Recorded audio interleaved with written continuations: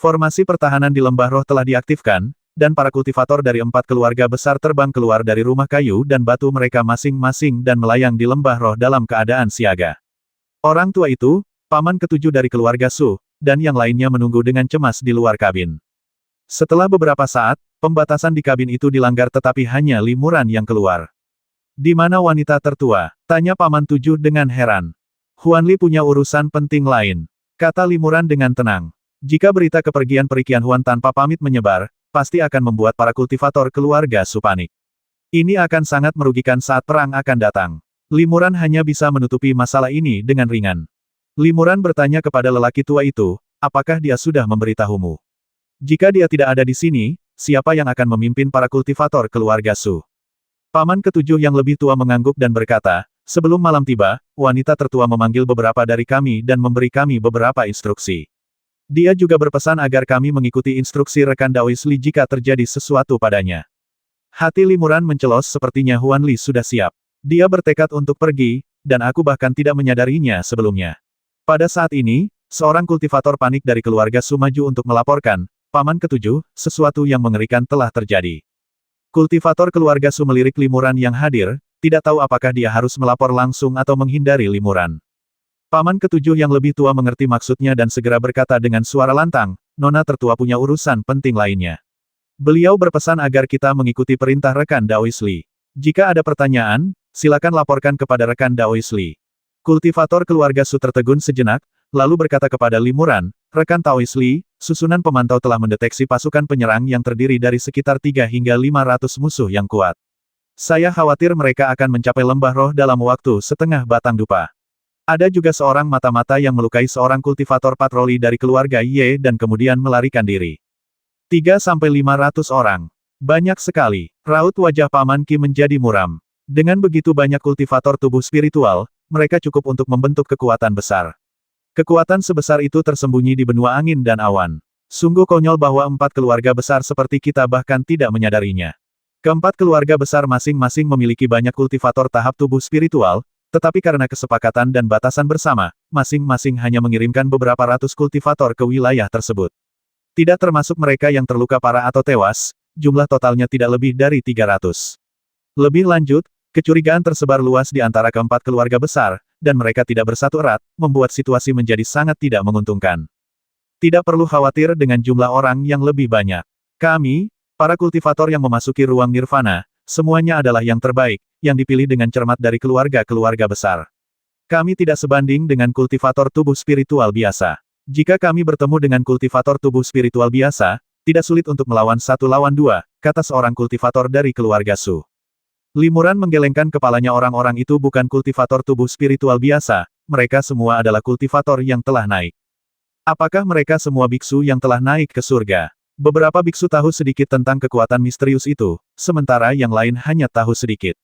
Setelah mendengar pernyataan Limuran, banyak orang terkejut. Meskipun asal-usul dan metode kultivasi para kultivator tingkat atas cukup kompleks, mereka muncul dari sekian banyak makhluk di dunia bawah dan naik ke alam spiritual, setelah melewati berbagai cobaan. Kekuatan mereka selalu jauh lebih tinggi daripada kultivator dengan tingkatan yang sama.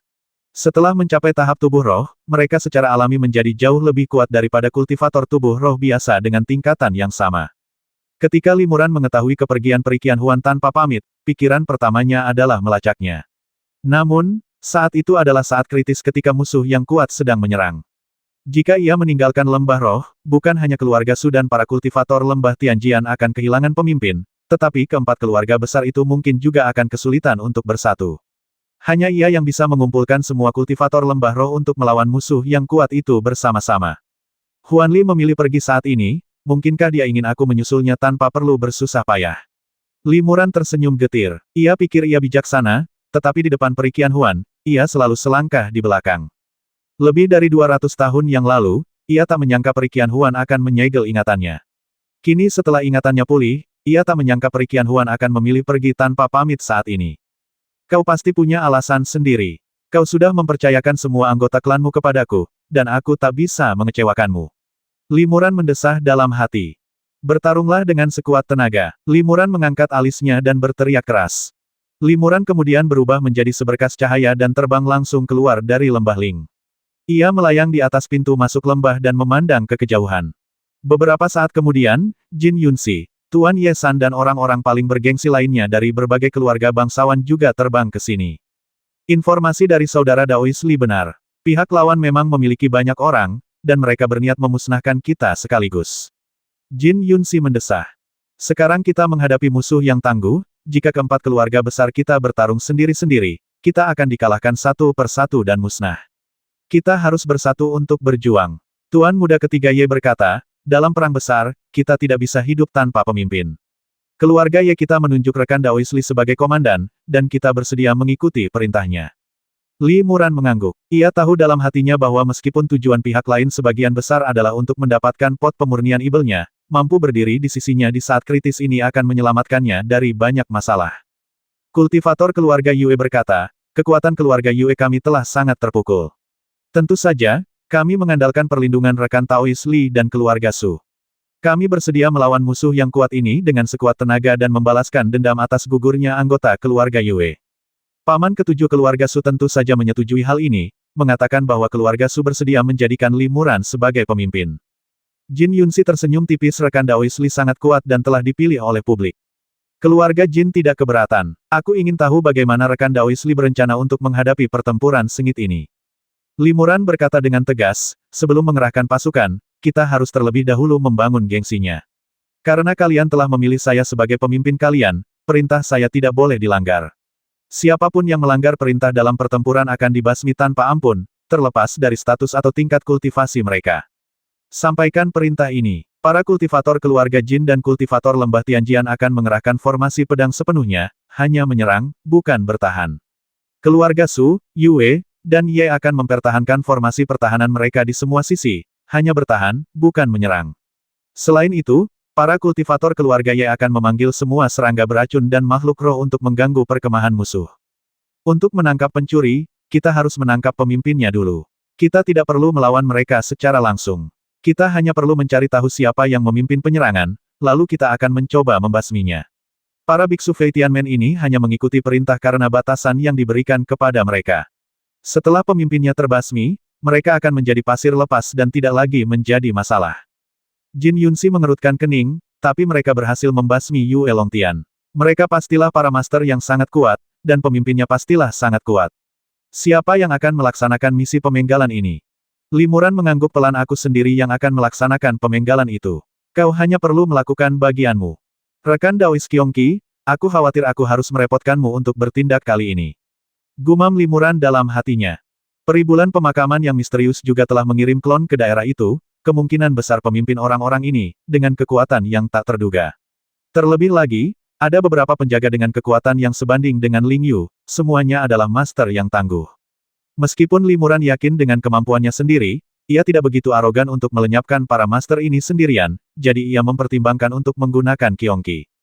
Meskipun penggunaan Qiongqi akan mendatangkan masalah besar baginya dan membuat makhluk-makhluk Mahayana itu terobsesi dengannya, dia tidak bisa terlalu memedulikannya untuk saat ini demi menyelamatkan diri dari malapetaka di depannya.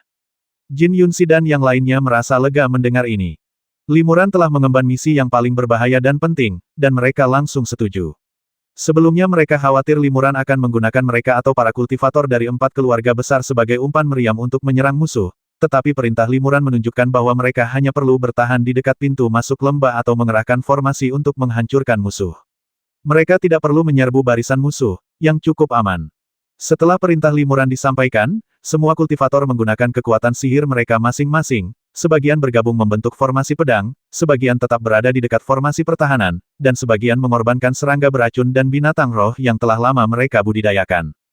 Bawa orang itu ke sini. Li Muran memerintahkan seorang kultivator dari keluarga Su dengan tenang. Sesaat kemudian, kultivator keluarga Su muncul di hadapan Li Muran bersama Wei Yangzi. Wei Yangzi berada di bawah segel ganda, tidak mampu mengerahkan kekuatan sihirnya. Li Muran berkata kepada Wei Yangzi, kali ini, kau dan aku berada di perahu yang sama. Jika kita kalah dan kau jatuh ke tangan Sekte Fei Tian, kau pasti akan mati. Wei Yangzi tersenyum pahit dan berkata, aku mengerti. Bahkan, kau bisa dengan mudah membuka segelku. Demi melindungi diriku sendiri, aku akan bertarung bersamamu. Li Muran menggelengkan kepalanya pelan dan berkata, kau tak perlu bertindak.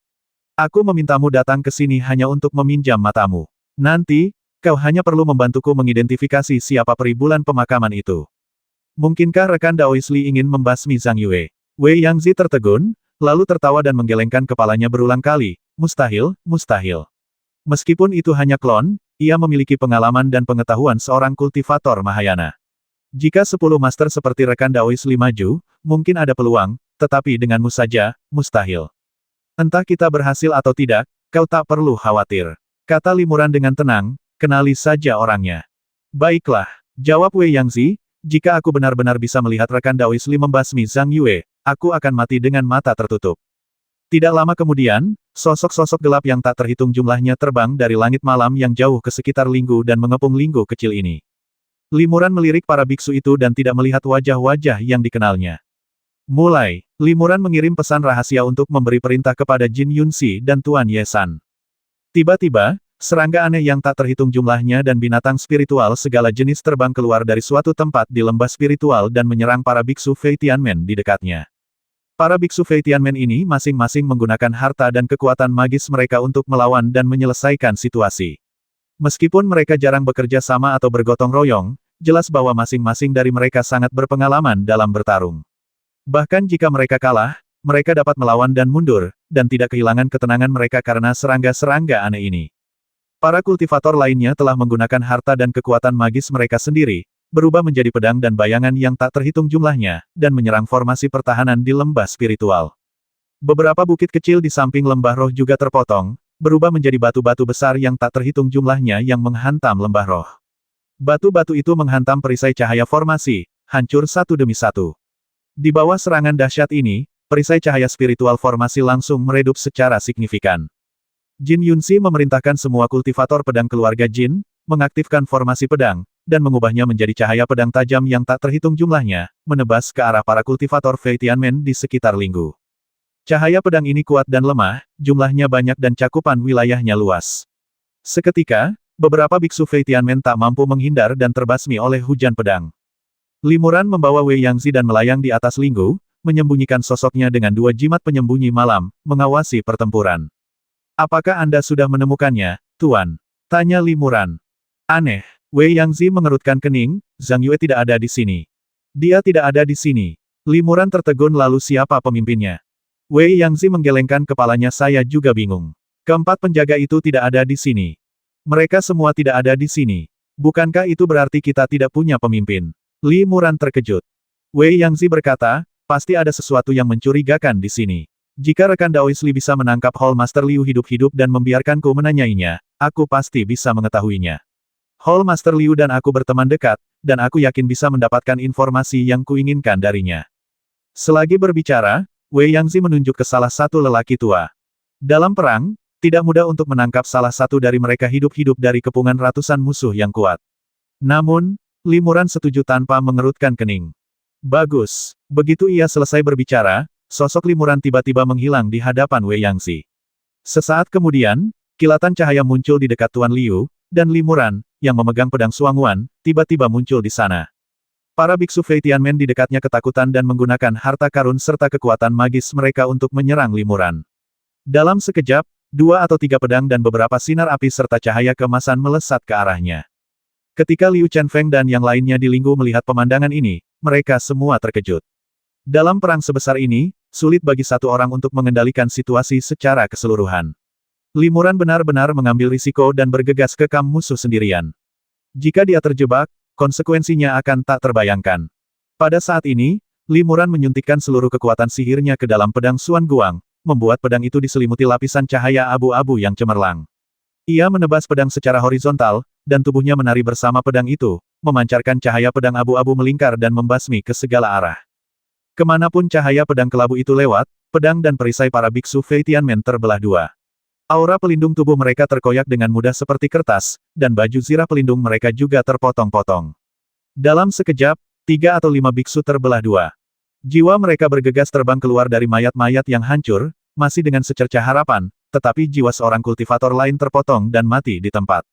Banyak serangan yang mengenai Limuran, tetapi ia mengandalkan tubuhnya yang kuat dan pakaian pelindung giok emas, baju zirah naga es, dan cara lain untuk menahannya.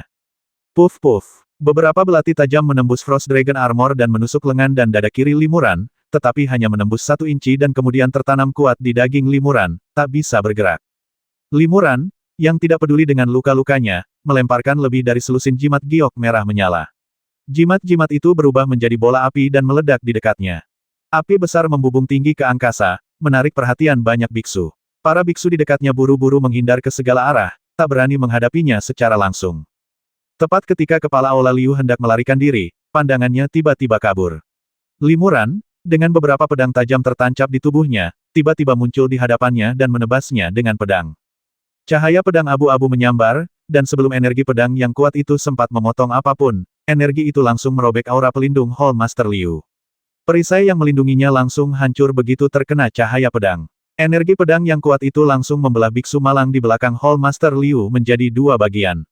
Wei Yangzi terkejut. Serangan pedang yang begitu mendominasi dengan jelas menunjukkan kekuatan Tong Tian Lingbao. Dengan kekuatan Liu Tangzu, ia sama sekali tidak dapat menahannya dan pasti akan mati. Ia hanya meminta Limuran untuk menangkap Liu Tangzu hidup-hidup, bukan membasminya. Kepala Aula Liu tampak pucat pasi. Bahkan sebelum kekuatan pedang itu mencapainya, ia tahu ia tak mampu melawan dan hanya bisa memejamkan mata menunggu kematian. Cahaya pedang itu tepat mengenai Hall Master Liu, seketika merobek baju zirah dan jubah Tao-nya berkeping-keping. Hall Master Liu langsung berlumuran darah, tetapi ketika energi pedang yang tajam dan mendominasi itu menembus kulit Hall Master Liu, tiba-tiba berubah menjadi hembusan angin dan langsung berlalu. Kepala Balai Liu hanya merasakan hembusan angin dingin menerpa wajahnya. Meskipun seluruh tubuhnya penuh luka dan cukup memalukan, tidak ada sedikit pun bekas tebasan pedang di tubuhnya. Kau bisa mengendalikannya sesuka hati. Sungguh kekuatan magis yang dahsyat. Wajah Wei Yangzi sedikit berubah dan ia menghela napas lega. Bagi para kultivator, semakin kuat kekuatan magis mereka, semakin sulit mengendalikannya. Baru saja, Limuran menyerang dengan pedang Xuan Guang, sebuah harta magis yang dapat membasmi 3 atau 5 kultivator di tahap tubuh roh. Kekuatannya tak tertandingi. Kekuatan magis semacam ini sulit dilepaskan, dan bahkan lebih sulit dikendalikan ketika ditarik. Namun, kendali Limuran dieksekusi dengan sempurna, dengan tingkat kesempurnaan yang sungguh menakjubkan. Kau, kepala Balai Liu tertegun. Sebelum sempat bereaksi, seluruh tubuhnya tiba-tiba terasa dingin. Sebuah pikiran ilahi yang tak terlihat dan kuat menyerbu tubuhnya. Ia merasakan dingin di kepalanya, lalu ia kehilangan kesadaran sepenuhnya. Lebih banyak biksu Fei Tianmen datang untuk membasmi Limuran, dan beberapa bahkan menggunakan kekuatan magis mereka untuk memasang segel luar angkasa di dekatnya. Limuran berteriak keras, mencurahkan seluruh kekuatannya ke pedang Xuan Guang, lalu melemparkan pedang itu seperti tombak. Swoosh! Dengan kilatan cahaya pedang, pedang Xuan Guang langsung menembus kehampaan, merobek beberapa lapis segel ruang di dekatnya. Limuran meraih Tuan Liu dengan satu tangan, berubah menjadi bayangan naga ibel, dan menghilang dari tempat itu dengan keras. Sesaat kemudian, ia muncul di samping Wei Yangzi. Para biksu Fei Tianmen itu masih ingin mengejar dan membasmi Limuran, tetapi tiba-tiba kilatan cahaya muncul di depan mata mereka, dan cahaya pedang yang tak terhitung jumlahnya datang ke arah mereka. Itu adalah kekuatan formasi pedang yang dilepaskan oleh Jin Yunhuan dan para biksu lembah Tianjian. Ribuan pedang menebas pada saat yang sama, dan para pendeta ini harus mempertahankan diri atau menghindar. Limuran menamparkan Guru Liu, yang langsung terbangun, tetapi kekuatan sihir di tubuhnya tersegel erat oleh cahaya spiritual abu-abu yang aneh. Limuran kemudian meraih pedang Xuanguang di dekatnya, menariknya kembali, dan menggenggamnya. Dengan pedang di tangan, para biksu Fei Tianmen yang hendak mengejarnya pun berhenti. Ia menangkap jenderal musuh hidup-hidup dalam pertempuran dan datang dan pergi dengan bebas. Keberanian ini, ditambah dengan pedang Xuan Guang di tangannya, sudah cukup untuk mengintimidasi para biksu Fei Tianmen ini. Tanya, Limuran melemparkan Hall Master Liu ke Wei Yangzi dan berdiri di sampingnya untuk melindunginya. Wei Yangzi melepas jubah luarnya, menyerahkannya kepada Hall Master Liu, dan berkata, Saudara Liu, mengapa hanya Anda yang datang ke sini, Zhang Yue dan keempat penjaga? Master Aula Liu mengenakan jubah Tao dan mendengus dingin lagi pula ini jalan buntu, kenapa aku harus bicara lebih banyak lagi? Wei Yangzi menasihati, Saudara Liu, ini mungkin cara untuk bertahan hidup. Kau mungkin tidak tahu ini, tetapi rekan Daois Li memiliki kekuatan spiritual yang dahsyat. Dia dapat menyegel batasan-batasan mengerikan dalam jiwa kita. Apa maksudmu? Mendengar ini, mata Hall Master Liu langsung berbinar.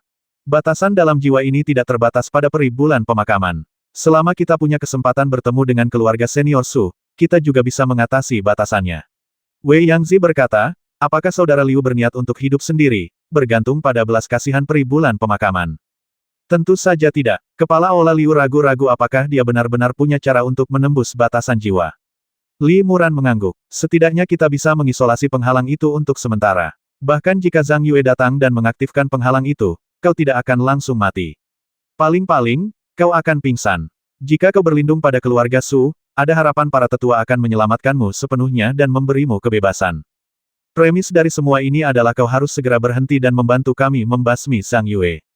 Wei Yangzi pun menasihati saudara Liu, tubuh asli Zhang Yue tidak ada di sini sekarang.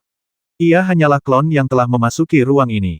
Inilah satu-satunya kesempatan kita untuk lolos dari cengkeramannya. Jika kau tidak merebutnya, kau akan menyesalinya seumur hidupmu. Kepala Aula Liu tidak ragu lama sebelum menyetujui. Baiklah. Tapi, kami tidak tahu di mana Zhang Yue sekarang. Bagaimana dengan 4 pelindung Dharma? Tanya Wei Yangzi lagi. Master Aula Liu berkata, Zhang Yue berkata bahwa pelindung Dharma keempat, Tuan Muda Li, dibasmi oleh rekan Daois Li ini sedangkan 3 pelindung Dharma lainnya, mereka dibasmi oleh seorang pemuda misterius yang asal-usulnya tidak diketahui. Anak misterius. Li Muran terkejut. Dia punya kemampuan membasmi 3 penjaga sendirian, jadi dia pasti bukan orang biasa. Ada apa? Tanya Wei Yangzi penasaran. Saudara Liu, tolong ceritakan lebih detail. Kepala Balai Liu menceritakan situasi saat itu, dan wajah Li Muran tiba-tiba berubah setelah mendengarnya. Apa? Tanya Li Muran penuh semangat. Maksudmu, ada seorang kultivator wanita berkerudung putih di samping pemuda misterius itu. Benar, kata Hall Master Liu, tapi kultivator perempuan itu tidak bergerak, dan kita tidak tahu dari mana asalnya. Mungkinkah itu Huan Li? Li Muran tak kuasa menahan diri untuk bertanya, dan ia pun bertanya, kapan itu terjadi? Baru 1 jam yang lalu. Kami bertemu 2 orang itu saat kami sedang di tengah penerbangan, kata Guru Liu. 1 jam, hati Li Muran tergerak, dan dia bertanya lagi kemana mereka berdua pergi setelah itu. Setelah merenung sejenak, Kepala Aula Liu menunjuk ke suatu arah dan berkata, keduanya mungkin berniat membasmi kita. Setelah membasmi ketiga pelindung Dharma, mereka terbang ke arah itu. Li Muran mengikuti arah yang ditunjukkan pihak lain dan berpikir sejenak. Tiba-tiba, hatinya terkejut itu Istana Jimmy. Huan Li pergi ke Istana Jimmy. Huan Li sudah pergi selama 1 jam. Aku harus bergegas. Mungkin aku bisa menyusulnya. Gumam Li Muran dalam hati. Pertempuran ini harus diselesaikan dengan cepat. Ketika Li Muran memikirkan hal ini, seluruh potensi dalam tubuhnya terstimulasi sepenuhnya. Di bawah kendalinya, energi campuran langit dan bumi di tanah Ibel yang kacau di sekitarnya membentuk pusaran raksasa, menyerbu ke arahnya, dan dalam sekejap mengembun menjadi bola gas abu-abu raksasa. Energi vital langit dan bumi berkumpul di sini dengan kecepatan yang luar biasa cepat. Para kultivator di dekatnya merasakan daya hisap yang sangat kuat, seolah-olah ingin menguras kekuatan sihir mereka. Mereka harus segera memadatkan energi mereka untuk melindungi energi sejati mereka. Dalam sekejap, gumpalan gas abu-abu itu berubah menjadi awan abu-abu raksasa. Kemudian, naga-naga abu-abu yang tak terhitung jumlahnya muncul dari awan abu-abu itu dan menyerbu para biksu Fei Tianmen di sekitarnya. Naga-naga abu-abu itu meledak di antara para biksu Sekte Fei Tian, membentuk bola-bola fluktuasi energi yang dahsyat. Gelombang udara menyebar ke segala arah seperti air pasang, menyebabkan kekosongan di sekitarnya terdistorsi dan berubah bentuk. Para kultivator di dekatnya merasakan hembusan angin yang sangat kencang dari fluktuasi energi vital. Kemanapun hembusan angin itu lewat, bebatuan hancur berkeping-keping, dan cahaya spiritual pelindung pun hancur berkeping-keping, dan semuanya lenyap. Semua orang ketakutan. Kekuatan magis sekuat itu bisa dipadatkan hanya dengan kekuatan energi vital langit dan bumi. Jika energi vital ini tidak tersebar dan hanya mengenai 1 orang, saya khawatir tidak ada seorang pun di antara mereka yang mampu menahannya. Para kultivator Sekte Fei Tian buru-buru menghindar. Dengan tingkat kultivasi mereka, memblokir fluktuasi energi vital ini tidak akan sulit, tetapi tentu saja akan menghabiskan banyak energi sejati dan mana. Mundur dan menghindar lebih mudah diatasi, dan merupakan pilihan sebagian besar kultivator. Namun, di bawah pengaruh naga abu-abu yang tak terhitung jumlahnya, para biksu Fei Tianmen ini segera tersebar dan berserakan di sekitar Linggu. Pada saat ini, Li Muran tiba-tiba muncul di samping beberapa biksu Fei Tianmen dengan pedang Suanguan di tangannya. Ia mengayunkan pedang, dan dengan kilatan cahaya abu-abu, 2 biksu langsung terpotong menjadi 2 oleh pedang tersebut, sementara biksu lainnya berubah menjadi bola gelembung dan berteleportasi, lolos dari bencana dengan teknik rahasia yang canggih. Para biksu Fei Tianmen di dekatnya terkejut dan hendak bergabung untuk menyerang, tetapi sosok Li Muran menghilang dalam sekejap, dan di saat berikutnya ia tiba-tiba muncul di belakang 2 biksu Fei Tianmen lainnya yang berjarak ratusan kaki. Swiss, cahaya pedang abu-abu tajam lainnya menyambar, dan kedua pria itu tewas seketika sebelum mereka sempat berteriak. Sebelum para biksu di sekitarnya dapat bereaksi, Limuran menghilang lagi. Kecepatannya untuk melarikan diri ke udara semakin cepat. Di tengah kegelapan malam, cahaya abu-abu tiba-tiba muncul di antara kelompok biksu Fei Tianmen yang berantakan, bergerak ke kiri dan ke kanan, maju dan mundur. Kemudian, hanya cahaya pedang yang terlihat, dan tidak ada sosok manusia yang terlihat. Sulit untuk dilawan. Namun, cahaya pedangnya tajam dan mendominasi, dan setiap pedangnya sangat kuat. Meskipun para biksu Fei Tianmen semuanya adalah biksu yang telah naik, kekuatan mereka juga tidak merata. Kecuali beberapa biksu, harta di tangan mereka semuanya adalah harta spiritual. Hanya sejumlah kecil biksu yang mampu menangkis pedang Suanguan Limuran. Atur batas ruang. Seketika, para biksu Fei Tianmen terbangun dan menggunakan kekuatan magis mereka masing-masing untuk menyegel kekosongan di dekatnya dengan cahaya pedang, energi vital murni, dan sebagainya, sehingga menyulitkan Limuran untuk berteleportasi ke pihak mereka dan melancarkan serangan diam-diam. Tetapi saat ini, Limuran telah melintas dan terbang kembali ke langit di atas Linggu. Limuran masuk dan keluar dengan tenang, tetapi hanya dalam beberapa tarikan napas, ia membasmi lebih dari 10 biksu Fei Tianmen dan melukai lebih dari 10 lainnya. Banyak biksu Fei Tianmen meninggal tanpa melihat Limuran. Para biksu Fei Tianmen merasa ngeri dan secara spontan berkumpul bersama, menggunakan segala macam kekuatan magis untuk menyegel ruang di dekat mereka, takut Limuran akan melancarkan serangan diam-diam lagi dengan cara yang sama. Cepat menyerah, teriak Wei Yangzi kepada para biksu Sekte Fei Tian. Zhang Yue tidak ada di sini, dan keempat penjaganya sudah gugur. Mengapa kita harus mati demi orang lain? Jika kita bergabung dengan 4 keluarga besar, kita mungkin masih punya kesempatan untuk bertahan hidup dan mendapatkan kembali kebebasan kita. Para penguasa keluarga Su bisa membuka segel di jiwa kita. Namun, para biksu Fei Tianmen tetap bergeming. Bagi para biksu yang telah naik tahta ini, sebagian besar dari mereka telah mengalami kesulitan hidup dan mati yang tak terhitung jumlahnya, dan risiko setiap kali sama besarnya dengan pertempuran ini. Mereka tidak akan menyerah begitu saja dan menyerahkan nasib mereka kepada orang lain hanya karena musuh yang kuat. Bahkan jika beberapa kultivator memiliki ide ini, mereka tidak berani mengungkapkannya terlebih dahulu. Jika seseorang memberitahu peribulan pemakaman nanti, mereka pasti akan mati. Terlebih lagi, meskipun serangan Limuran sebelumnya memang cukup mengejutkan, Sekte Fei Tian memiliki ratusan kultivator, dan dengan lebih dari 10 korban masing-masing, itu bukanlah pukulan telak. Terlebih lagi, mereka sekarang berkerumun bersama, menyegel kekosongan di dekatnya. Akan sulit bagi Limuran untuk mengulangi serangan diam-diamnya yang dulu. Limuran berteriak keras, dan tiba-tiba lapisan sisik emas dan sisik ibel yang saling bertautan tumbuh di permukaan tubuhnya. Ukuran tubuhnya pun bertambah dengan cepat, menjadi 100 kaki panjangnya dan sangat mencolok. Segel kuno berbentuk persegi lain terbang keluar dari lengan bajunya, berputar-putar di depannya beberapa kali, lalu segera membengkak tertiup angin, menjadi berukuran puluhan kaki, seperti gunung kecil. Limuran, yang telah sepenuhnya mengaktifkan teknik pemurnian tubuh, bagaikan seorang prajurit raksasa. Ia meraih segel kuno yang ditransformasikan dari batu gunung peri dan melangkah maju di udara. Kekosongan di bawah kakinya langsung terguncang menjadi retakan-retakan halus yang tak terhitung jumlahnya. Ia menggunakan teknik penyusutan udara untuk menempuh jarak beberapa mil dalam satu langkah dan muncul tepat di atas kepala para biksu Fei Tianmen. Hah! Teriak Limuran lagi, mengangkat segel kuno di tangannya, dan menghantamkannya dengan keras ke area di bawah, tempat para kultivator paling terkonsentrasi. Sebelum segel kuno itu jatuh, tekanan tak terlihat tercipta, menyelimuti kekosongan di bawah segel kuno itu. Dalam sekejap, kekosongan itu mengeras seperti besi, dan kekuatan pengurungannya meningkat pesat. Para kultivator di bawah berhamburan ke segala arah. Semua orang bisa melihat bahwa segel kuno itu mengandung kekuatan tak terbatas. Jika mereka terkena, bahkan jika senjata sihir mereka mampu menahannya, tubuh mereka kemungkinan besar akan hancur berkeping-keping. Jangan lari, pegang segel ini, teriak seorang kultivator Sekte Fei Tian.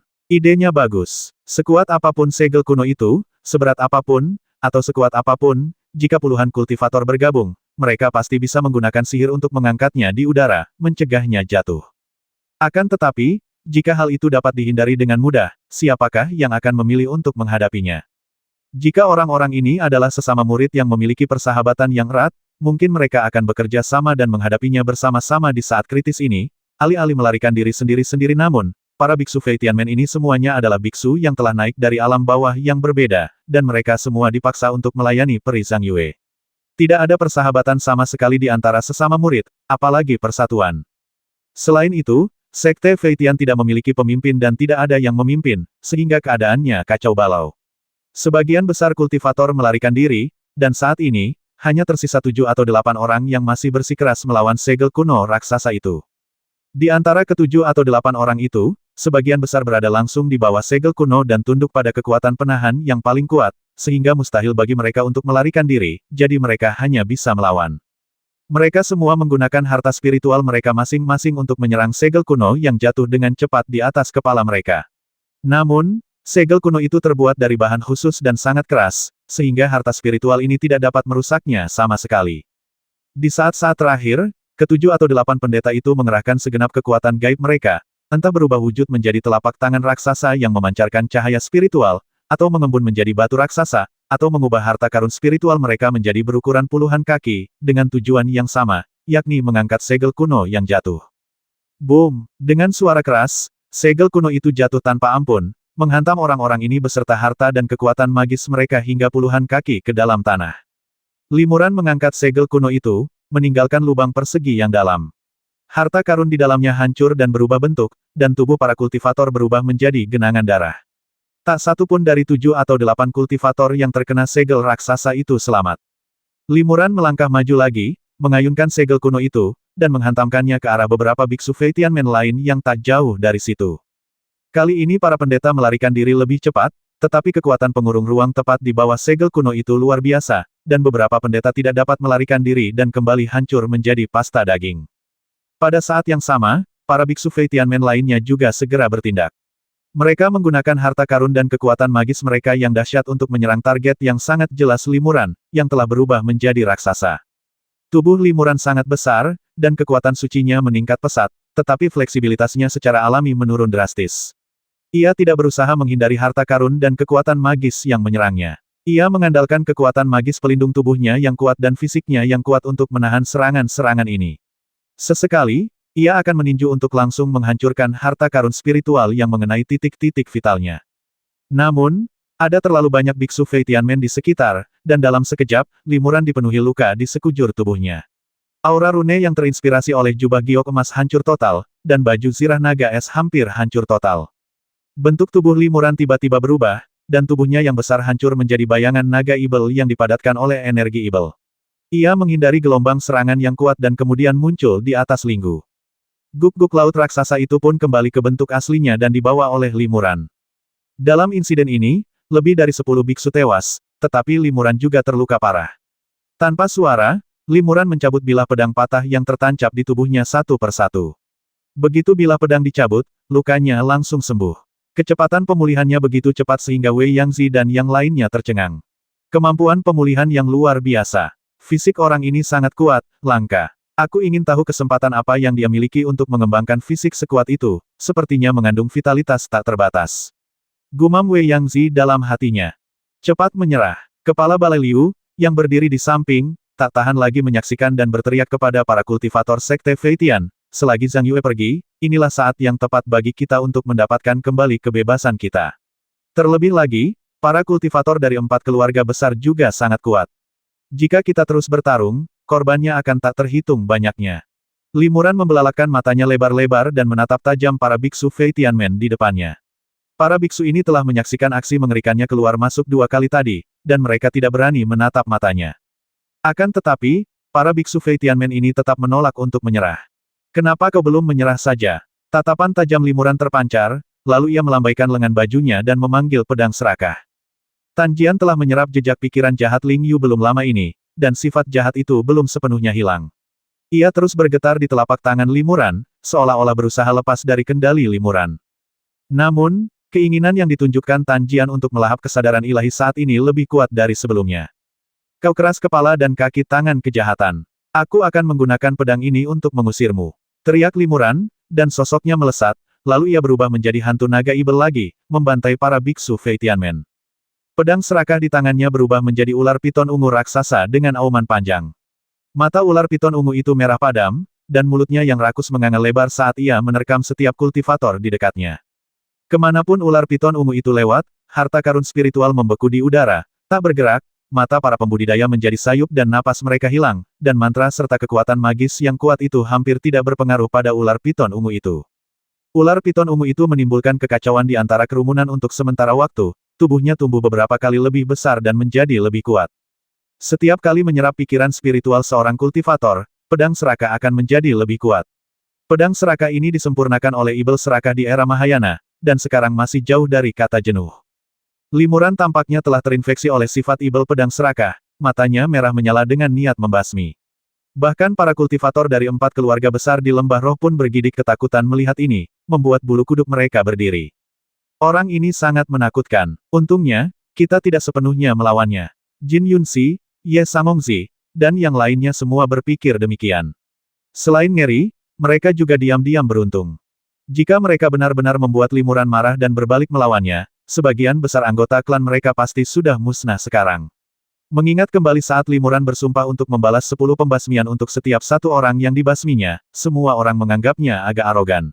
Namun sekarang, melihatnya sendirian berjuang melawan ratusan kultivator musuh, membasmi dan melukai tak terhitung jumlahnya, mereka diam-diam merasa beruntung karena tidak mengingkari sumpah Limuran.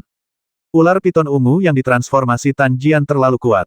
Kemanapun ia lewat, kurang dari 20% kultivator yang mampu melawan atau melarikan diri, dan sisanya langsung tersedot habis oleh pikiran spiritual mereka.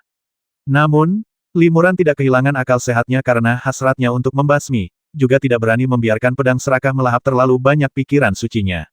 Setelah 1 atau 2 tarikan napas, ia dengan paksa meraih pedang Serakah, lalu melesat kembali ke langit di atas linggu. Kemudian, Limuran mengulurkan jarinya dan menjentikkannya. Sinar cahaya spiritual melesat keluar dan menembus tubuh para biksu Fei Tianmen dengan mata sayu. Para biksu Fei Tianmen ini kehilangan akal sehat mereka dan meledak satu demi satu setelah terkena sinar cahaya spiritual ini. Bunyi bang-bang terus terdengar, dan dalam sekejap mata, lebih dari 20 biksu Fei Tianmen meledak menjadi kabut darah. Para biksu di sekitar mereka semua ketakutan. Dalam 3 kali pertemuan ini, Limuran membasmi puluhan biksu Fei Tianmen, tetapi ia tetap pergi dengan tenang. Keberanian ini mengejutkan Fei Tianmen dan 4 keluarga besar. Siapa yang berani melawan aku? Teriak Limuran dengan keras. Teriakan nyaring ini mengandung energi sejati yang dahsyat. Suaranya bergema di antara lembah spiritual dan langit malam, dan gelombang suaranya menyebar ke segala arah bagaikan air pasang, mencapai telinga para biksu di sekitarnya, memekakkan telinga mereka. Wei Yangzi dan Guru Liu, yang paling dekat dengannya, hampir pingsan karena terkejut. Setelah berteriak, tidak seorang pun berani menanggapi. Limuran ada di sini, siapa yang berani melawanku? Teriak Limuran lagi, tetapi tetap tidak ada seorang pun yang berani menjawab. Dia masuk dan keluar 3 kali, menggunakan kekuatan sihir, tubuh fisik, dan kekuatan spiritualnya untuk membasmi musuh. Ketiganya sangat kuat, jauh melampaui jangkauan kultivator tubuh spiritual biasa. Di ranah tubuh spiritual, 3 harta karun Limuran, yaitu esensi, energi, dan jiwa, semuanya adalah yang terbaik. Dia benar-benar sempurna dan tak terkalahkan. Setelah melihat kekuatan sucinya, bagaimana mungkin seseorang berani meminta masalah? Ratusan kultivator Sekte Fei Tian menyaksikan pemandangan ini dalam diam, tetapi tak seorang pun berani maju untuk menantang. Bahkan para kultivator keluarga Jin dan yang lainnya di Lembah Roh pun terintimidasi oleh momentum tersebut dan tidak mengaktifkan kekuatan formasi pedang. Para kultivator di kedua sisi menatap Limuran dalam diam. Pemuda berjubah Taopang Camping, baju zirah dalamnya rusak, dan memegang pedang ungu ini membuat para kultivator di kedua sisi merasakan kekaguman yang mendalam. Kalau kau tak berani melawan, kenapa kau tidak menyerah saja? Teriak Limuran lirih, sambil mengalihkan pandangannya ke arah salah satu pemuda Fei Tianmen. Saat pemuda itu ditatap oleh Limuran, dia tanpa sadar melepaskan harta ajaib di tangannya dan mundur beberapa langkah. Tatapan mata Limuran masih tertuju padanya, dan niat membasminya semakin kuat. Aku bersedia menyerah, kata pemuda itu buru-buru. Mungkin jika dia terlambat sedikit, Limuran akan keluar masuk 3 kali lagi, dan kemungkinan besar dia akan menjadi salah satu korbannya. Tatapan Limuran beralih dari pemuda itu ke para kultivator lainnya, dan seketika banyak dari mereka menunjukkan tanda-tanda menyerah.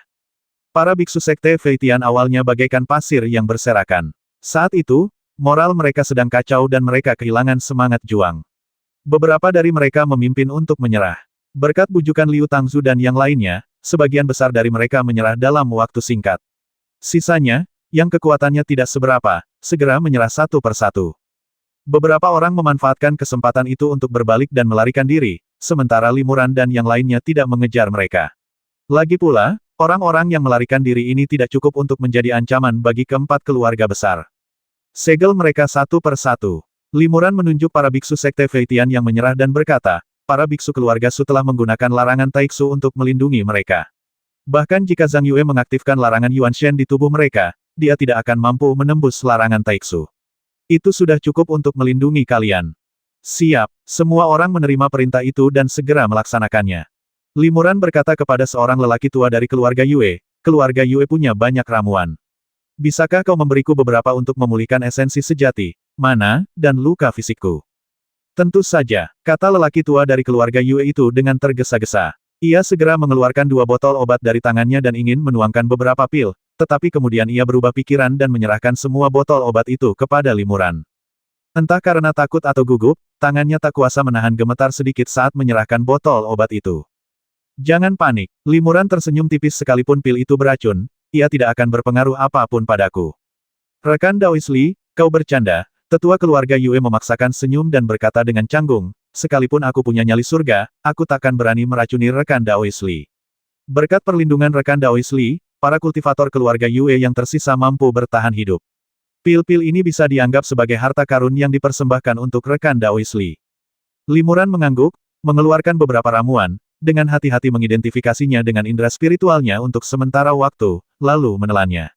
Saat ramuan tersebut masuk ke lambung, rasa dingin atau hangat ringan langsung mengalir melalui meridian seluruh tubuh, membuat seseorang merasa sangat nyaman.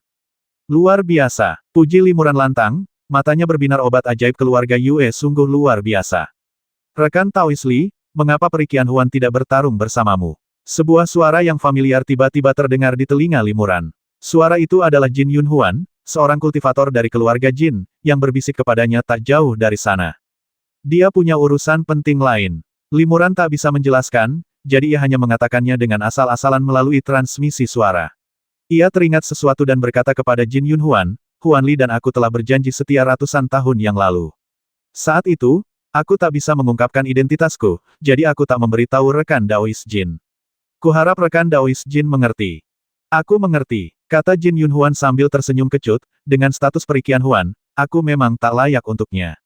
Itu semua hanya angan-angan. Di ruang sunyi, aku hanyalah manusia biasa dengan kekuatan yang lemah. Aku tak sanggup melawan Perikian Huan, dan ketika aku melihat sahabat lama seperti Li Daoyou dalam kesulitan, aku tak berani menentang perintah keluargaku dan mengakui Li Daoyou. Bagaimana mungkin aku berhak menyalahkan Li Daoyou? Ketika Perikian Huan terancam, rekan Daois Li maju dengan berani, tanpa takut menghadapi keluarga bangsawan lainnya. Saat menghadapi musuh yang kuat, ia mengalahkan mereka sendirian. Keberanian seperti itu di luar jangkauanku. Aku sungguh tersanjung atas kekalahanmu. Pantas saja Perikian Huan memiliki suami seperti rekan Daois Li, sehingga ia memandang rendah anak-anak keluarga bangsawan seperti kita. Melihat ketulusan pihak lain, Limuran berkata, saya punya permintaan lain. Di masa mendatang, saya harap rekan Daois Jin, mengingat ikatan persaudaraan kita di masa lalu, akan melindungi keluarga Su dan para kultivator lembah Tianjian untuk saya dan mencegah Jin Yunxi memiliki pikiran-pikiran yang mengganggu. Jin Yun Huan bertanya dengan rasa ingin tahu, apakah rekan Daois Li akan pergi dari sini? Limuran mengangguk sedikit aku akan membantu Huan Li dengan beberapa hal. Jin Yun Huan mengangguk saya akan melakukan yang terbaik. Terima kasih. Limuran membungkuk dari kejauhan, lalu mengirim pesan kepada putra ketiga keluarga Ye, Yesuan Er, dan yang lainnya di kejauhan rekan-rekan Taois dari keluarga Ye, silakan datang. Tuan Muda Ye San dan yang lainnya mengikuti instruksinya dan terbang ke sekitar Limuran. Mereka mengepalkan tangan dan memberi hormat, terima kasih kepada rekan Daois Li karena telah membantu kami lolos dari bencana ini. Limuran langsung mengeluarkan periuk pemurni Ibel dan berkata, aku tidak akan membuang waktu lagi. Aku serahkan periuk pemurni Ibel kepadamu. Tapi, aku punya satu syarat. Kamu dan keluargamu harus membawa semua kultivator dari keluarga Su, lembah Tianjian, keluarga Yue, dan sekte Feitian yang menyerah dan meninggalkan dimensi keheningan dengan selamat. Jika nanti aku tahu kamu tidak melakukan yang terbaik untuk melindungi mereka, atau bahkan bertindak diam-diam, aku akan datang ke rumahmu untuk membalas dendam. Meskipun keluarga Ye memiliki para senior yang bertanggung jawab, mustahil bagimu dan anggota keluarga Ye lainnya untuk bersembunyi di bawah perlindungan para tetua sepanjang hari. Kalau ada yang keluar, aku akan membasminya. Aku akan membasmi mereka semua. Perkataan Limuran merupakan tantangan terbuka bagi keluarga Ye, salah satu dari 4 keluarga besar, tetapi tak seorang pun menganggapnya berani dan arogan. Dengan kekuatan yang ditunjukkannya, ia memang layak mengancam Tuan ketiga Ye dan yang lainnya. Ya, Tuan Muda Ye San berkata cepat, rekan Taois Li adalah kakek buyut kami. Beraninya kami melanggar perintahnya, kami akan berusaha sekuat tenaga untuk mematuhi perintahnya. Ingat janjimu, kata Limuran serius. Lalu, ia menyerahkan pot pemurnian Ibel langsung kepada Tuan Ye San. Tuan Muda Ye San sangat gembira. Ia telah memikirkan panci pemurnian Ibel sejak melihatnya. Namun, Limuran tetap teguh dan kekuatannya luar biasa. Ia ingin menyerah, tetapi ia tidak menyangka bisa mendapatkannya dengan mudah. Adapun apa yang diminta Limuran, itu mudah saja bagi keluarga Ye. Dia juga bisa berbuat baik untuk lembah Tianjian dan yang lainnya, jadi kenapa tidak? Ye Xuan Er menunjukkan ekspresi curiga. Ia bertanya, mengapa Paman Grandmaster terlihat begitu serius? Aku tidak melihat Suster Qian Huan selama pertempuran. Mungkinkah sesuatu terjadi padanya? Kamu tidak perlu bertanya tentang hal-hal yang seharusnya tidak kamu ketahui. Kata Limuran dingin. Ya, Ye Xuan Er memalingkan muka dan tak berani berkata apa-apa lagi. Namun, jawaban Limuran membuatnya semakin yakin akan tebakannya. Sosok Limuran melintas dan melayang ke sebuah rumah batu di lembah spiritual. Ia memanggil Liu Chenfeng, lelaki tua yang merupakan paman ketujuh keluarga Su dan para kultivator lainnya, lalu membisikkan beberapa kata nasihat kepada mereka. Liu Chenfeng dan yang lainnya juga tampak serius. Setelah mengucapkan beberapa patah kata, mereka mengangguk. Paman Master, hati-hati. Liu Chenfeng dan yang lainnya memberi hormat kepada Limuran dengan tangan terkepal. Hati-hati, Limuran membalas hormat, lalu melambaikan lengan bajunya dan memanggil Hantu Gu. Hantu Gu berubah wujud menjadi Limuran, duduk diam di rumah batu, sementara tubuh asli Limuran berubah menjadi gumpalan energi naga ajaib dan menghilang ke lembah spiritual. Detik berikutnya, Limuran sekali lagi berubah menjadi hantu naga Ibel dan keluar dari kehampaan. Di bawahnya terdapat aula megah, yang merupakan istana keheningan. Semoga belum terlambat, kata Limuran dalam hati. Ia segera mengaktifkan token Istana Sunyi di tangannya dan memasuki Istana Sunyi. Istana keheningan cukup besar, dan tidak mudah menemukan jejak satu atau dua orang di sini. Namun, Limuran punya gambaran kasar di benaknya. Di Istana keheningan yang begitu besar, hanya ada dua tempat yang bisa dikunjungi Peri Qian Huan. Yang pertama adalah Istana Tujuh Cincin, yang mungkin berisi rahasia yang belum mereka temukan. Yang kedua adalah penghalang jurang Ibel yang misterius. Tempat ini sedikit lebih dekat dengan Istana Tujuh Cincin. Ayo kita ke Istana Tujuh Cincin dulu. Kata Limuran diam-diam, lalu segera mengaktifkan jimat yang menempuh jarak ribuan mil dalam sekejap. Jimat itu berubah menjadi seberkas cahaya dan menghilang ke dalam kehampaan. Tak lama kemudian, Limuran tiba di depan Istana Tujuh Cincin. Lapisan pertama penghalang yang ia anggap remeh langsung hancur dalam sekejap. Tidak ada siapa-siapa. Limuran tertegun. Tidak ada siapa-siapa di aula lantai 1. Seharusnya ada beberapa kultivator dari 4 keluarga besar yang bergantian menjaga di sini, mengapa tidak ada seorang pun di sini? Limuran mengerutkan kening. Orang-orang ini seharusnya tidak meninggalkan pos mereka. Mungkin hanya ada satu alasan mengapa mereka menghilang, mereka dibasmi. Limuran mengamati aula dengan saksama dan memang menemukan bekas luka tajam di dinding batu, kemungkinan bekas pedang atau kekuatan magis lainnya. Bekas luka itu masih sangat baru. Namun, selain itu, hampir tidak ada tanda-tanda pertarungan di aula, menunjukkan bahwa orang yang bertarung itu sangat kuat dan bertarung dalam satu atau dua gerakan. Dari sini, dapat disimpulkan bahwa seorang guru pasti baru saja datang ke sini dan membasmi para biksu yang menjaganya. Guru tersebut kemungkinan besar berada di tengah lantai 6 atau 7 aula 7 cincin, atau sudah meninggalkan aula. Sekilas, sepertinya Peri Qian Huan ada di sini belum lama ini. Tidak mungkin Huan Li. Limuran membantah spekulasi ini. Dia tahu betul bahwa meskipun Huan Li selalu memberi kesan dingin dan acuh tak acuh kepada orang lain, sebenarnya dia cukup baik. Selama dia ada, dia tidak akan membiarkan siapapun membasmi para kultivator dari 4 keluarga besar penjaga tempat ini begitu saja. Bahkan jika dia ingin membungkam mereka, dia akan memilih untuk membuat mereka pingsan lalu menghapus sebagian kecil ingatan mereka. Meskipun metode ini cukup merepotkan, itulah cara yang biasa dilakukan Peri Qian Huan. Mungkinkah ada master lain yang menerobos masuk ke sini? Hati Limuran bergetar. Ia memang sangat penasaran, tetapi menemukan Peri Qian Huan jelas lebih penting. Limuran segera mundur dari Istana Tujuh Cincin, lalu mengaktifkan kembali jimat 1000 mil instan. Sosoknya menghilang di depan Istana Tujuh Cincin dalam pusaran cahaya. Sesaat kemudian, Limuran muncul tepat di atas lembah Ibel tempat penghalang jurang Ibel berada. Begitu dia tiba di sini, dia melihat Peri Qian Huan. Pada saat ini, segel terlarang yang kuat yang tersembunyi di lembah Ibel telah sepenuhnya hancur. Ada jurang Ibel yang tak terduga di bawah lembah Ibel, memancarkan energi Ibel yang kuat, dan Peri Qian Huan akan segera terbang ke jurang Ibel. Huan Li, tunggu sebentar, teriak Limuran cepat-cepat, lalu sosoknya melesat dan berubah menjadi hantu naga ajaib, muncul di samping Peri Qian Huan. Kenapa kau ada di sini? Peri Qianhuan tertegun dan membeku di tempat. Limuran hendak menjelaskan ketika tiba-tiba terdengar suara seorang pemuda yang dingin dari kejauhan orang menyebalkan kecil. Kau datang begitu cepat. Hati Limuran tergerak. Ia melihat pemuda itu beberapa ratus kaki jauhnya. Pemuda dari keluarga Yue yang telah memasuki lantai terakhir Istana Tujuh Cincin bersama Yue Longtian dan yang lainnya. Ia belum pernah melihat pemuda ini sejak mereka berpisah di Istana Tujuh Cincin. Yue Longtian telah terbasmi, dan para kultivator keluarga Yue telah menderita banyak korban. Limuran mengira pemuda itu salah satu korban, tetapi ia tidak menyangka akan bertemu dengannya lagi di sini. Pemuda dari keluarga Yue menatap Limuran dengan dingin dan berkata, "Nak, jangan hancurkan rencanaku, atau aku tidak keberatan menghancurkan beberapa semut lagi sepertimu sampai mati." Apakah dia pemuda misterius yang membasmi 3 penjaga dan beberapa biksu sekte Feitian dalam sekejap? Limuran diam-diam terkejut. Dia telah bertemu pria ini beberapa kali, tetapi dia tidak tahu bahwa kekuatannya begitu tak terduga. Mendengar ancaman itu, ekspresi Peri Qianhuan sedikit berubah. Ia segera melindungi Limuran dan berkata, "Kau berjanji padaku bahwa kau tidak akan menyakitinya atau murid-murid lain dari 4 keluarga besar." Pemuda dari keluarga Yue itu mencibir, "Aku sudah berjanji padamu untuk tidak mempermalukan mereka.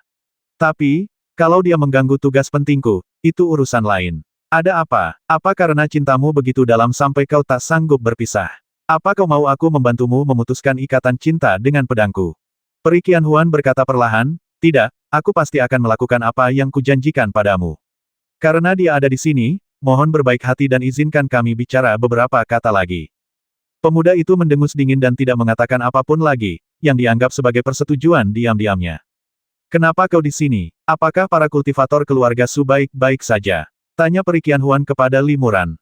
Limuran mengangguk. Insiden Sekte Feitian telah terselesaikan. Hanya peri bulan terkubur dan beberapa orang yang tertinggal yang tersisa. Dengan bersatunya 4 keluarga besar, kita seharusnya tidak dalam bahaya. Tapi kenapa kau pergi tanpa pamit? Apa sebenarnya motivasimu? Limuran menunjuk pemuda dari keluarga Yue dan berkata, "Apakah pria ini mencoba memaksamu? Jika kau dan aku bergabung, kita mungkin bisa mengalahkannya." Lagi pula, Limuran tiba-tiba berkata melalui transmisi suara, "Kau tahu, kita masih bisa menggunakan Qiongqi untuk membantu." Peri Qianhuan menggelengkan kepalanya berulang kali, "Sama sekali tidak. Aku tahu kau luar biasa kuat, dan kemajuan pesatmu selama bertahun-tahun sungguh mengesankan.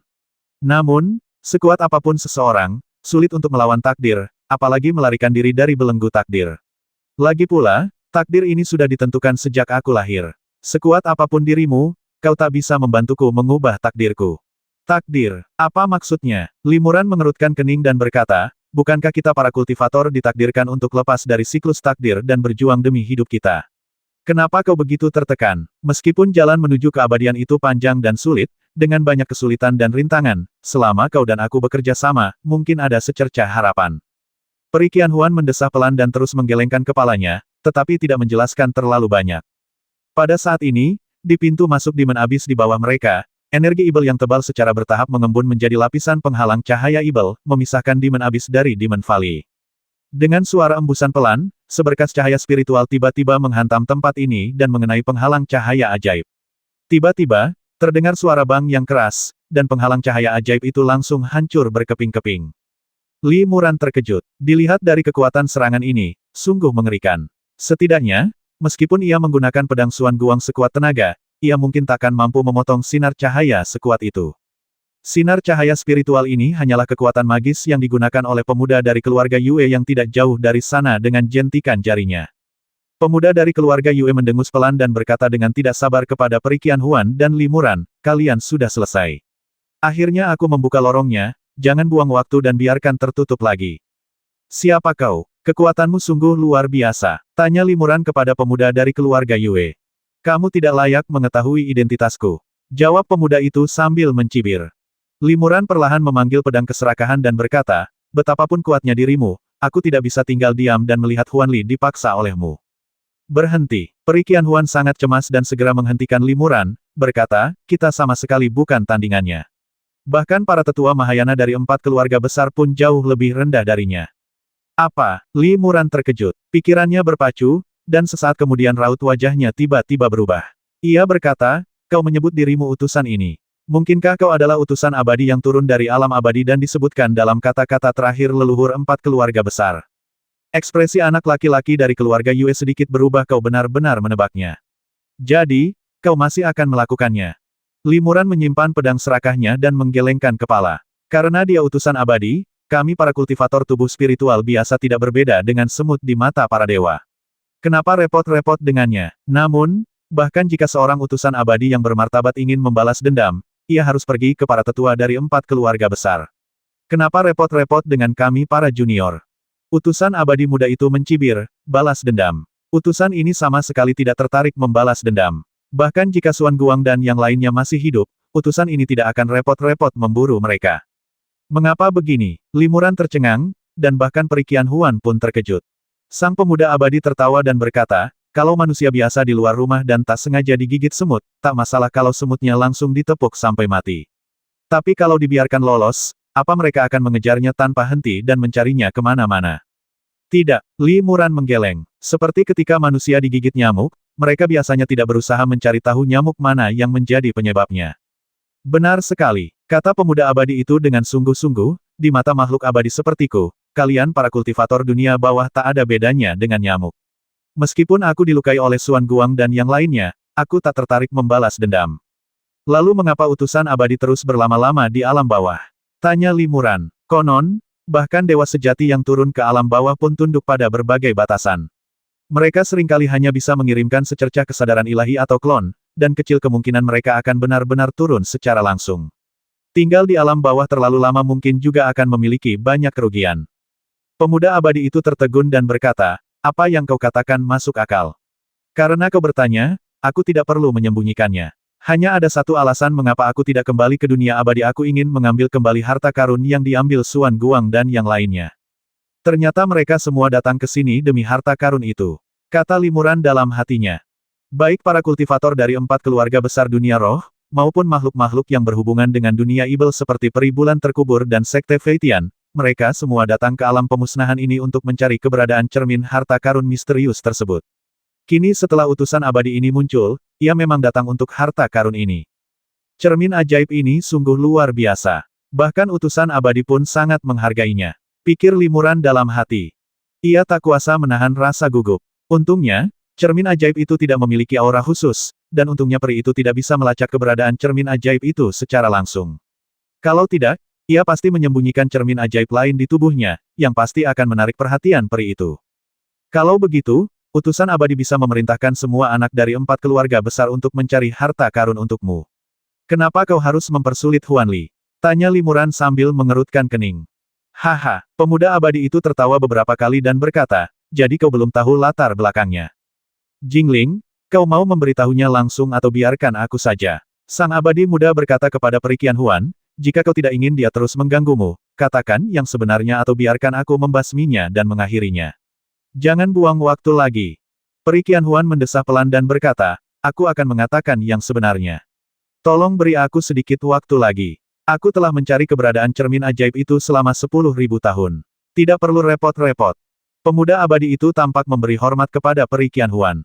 Ia mengangguk dan setuju. Perikian Huan berbisik kepada Limuran, saat itu, Suang Wang dan yang lainnya mendapatkan harta karun di alam bawah sebuah cermin berharga. Setelah mendapatkan cermin itu, Suang Wang dan yang lainnya tahu bahwa itu adalah harta karun yang bahkan sangat dihargai oleh para utusan abadi. Namun, saat itu, mereka tidak tahu kegunaan spesifik atau khasiat magisnya.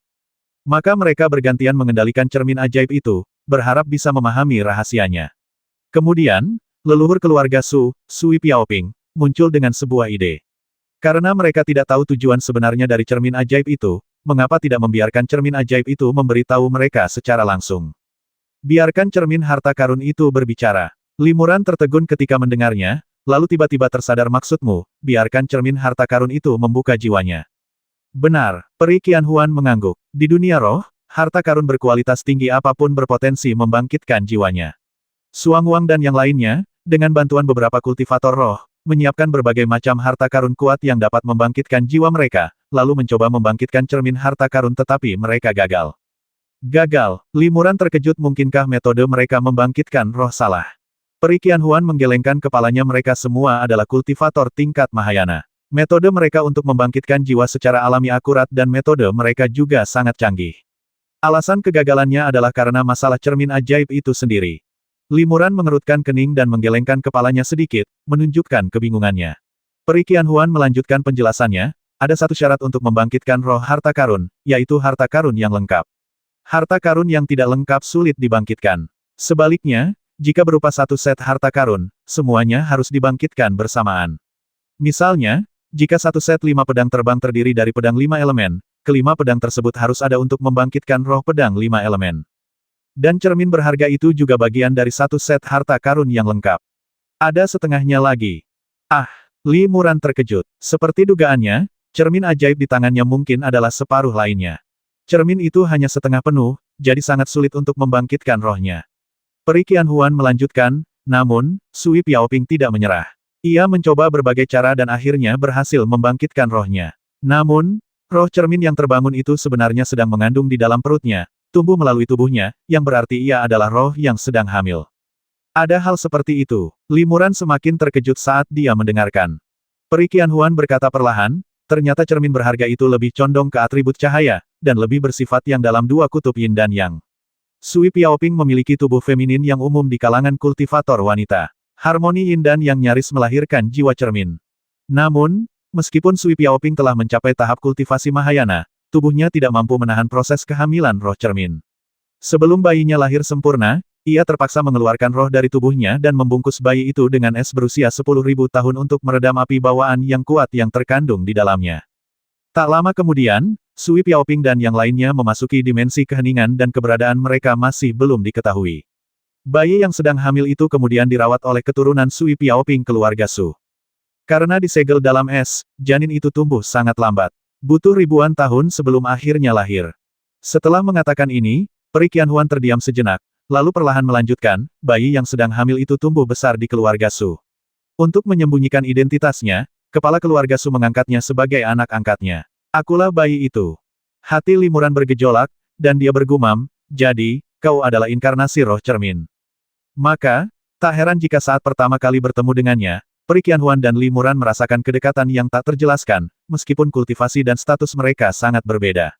Hal ini dikarenakan Peri Qianhuan adalah inkarnasi dari roh cermin, sementara cahaya ilahi leluhur Li Muran terpancar dari rune di cermin lainnya. Kedua cermin tersebut awalnya berpasangan, dan masing-masing terhubung dengan salah satu cermin, jadi tak heran jika pernikahan ini terjalin begitu alami. Mungkinkah ini yang mereka sebut takdir? Li Muran tidak dapat menahan perasaan tersentuh hatinya. Bagaimanapun, Peri Qianhuan bisa dianggap sebagai putri kandung leluhur keluarga Su, Sui Piaoping. Tak heran jika kepala keluarga Su, Su Haoran, pernah berkata bahwa meskipun Peri Qianhuan adalah putri angkatnya, statusnya di keluarga Su sama sekali tidak lebih rendah darinya. Utusan abadi muda itu berkata, benar. Meskipun dia sekarang seorang kultivator manusia murni, bagaimanapun juga dia adalah roh cermin yang masih dalam tahap awal, dan hubungannya dengan cermin berharga itu sangat dekat. Cermin berharga itu tidak memiliki aura khusus yang dapat dilacak, jadi jika kita ingin menemukan cermin berharga itu, kita harus mengandalkannya untuk melacak petunjuknya. Selama bertahun-tahun, aku diam-diam merencanakan masalah ini. Bahkan pencariannya akan api 7 warna di alam bawah adalah bagian dari rencanaku.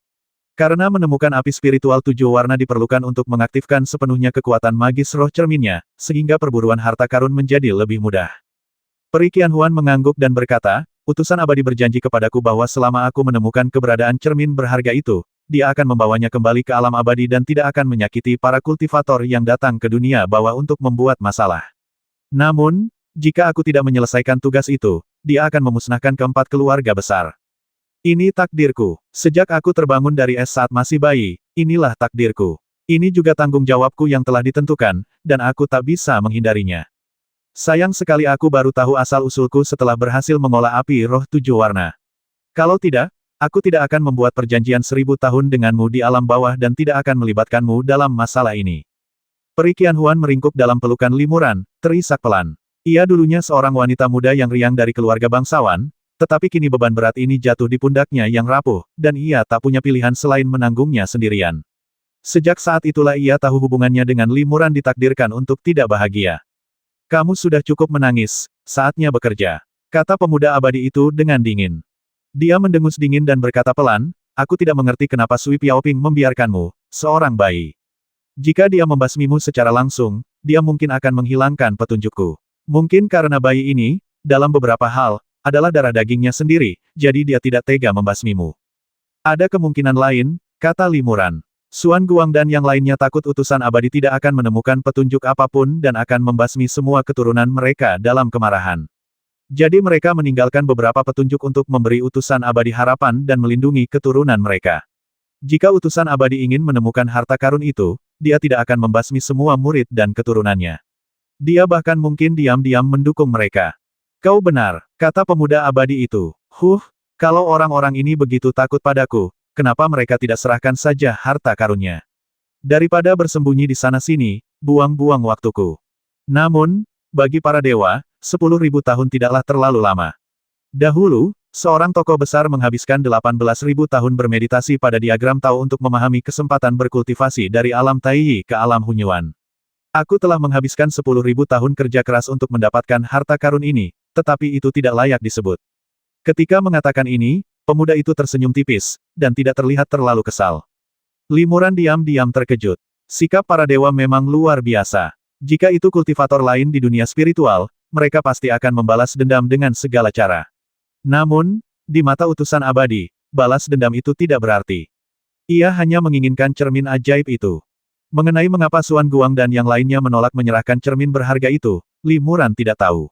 Mungkin mereka takut sang dewa akan membasmi mereka setelah mendapatkan harta karun itu. Atau mungkin mereka enggan menyerahkan harta karun yang begitu berharga. Ada begitu banyak kemungkinan alasan, dan bahkan secerdas Limuran, ia tidak tahu. Limuran tiba-tiba teringat sesuatu dan bertanya, jika utusan abadi mendapatkan cermin berharga itu, ia harus membawanya kembali ke alam abadi. Tapi Huanli adalah roh cermin yang berinkarnasi sebagai bayi, jadi jika cermin berharga itu pergi ke alam abadi, bukankah ia juga akan terlibat? Pemuda abadi itu mendengus dingin dan berkata, keterlibatan apa? Itu kesempatan bagus. Dengan begitu, dia juga bisa naik ke alam abadi. Namun, ketika dia bangkit, dia akan menghadapi kesengsaraan abadi dan sambaran petir emas yang tak terhitung jumlahnya. Sekalipun aku bisa membantunya menangkal sebagian kerusakan, dia tetap harus menanggung sebagian besar kekuatannya sendiri. Limuran terkejut. Kesengsaraan abadi, 10.000 guntur emas.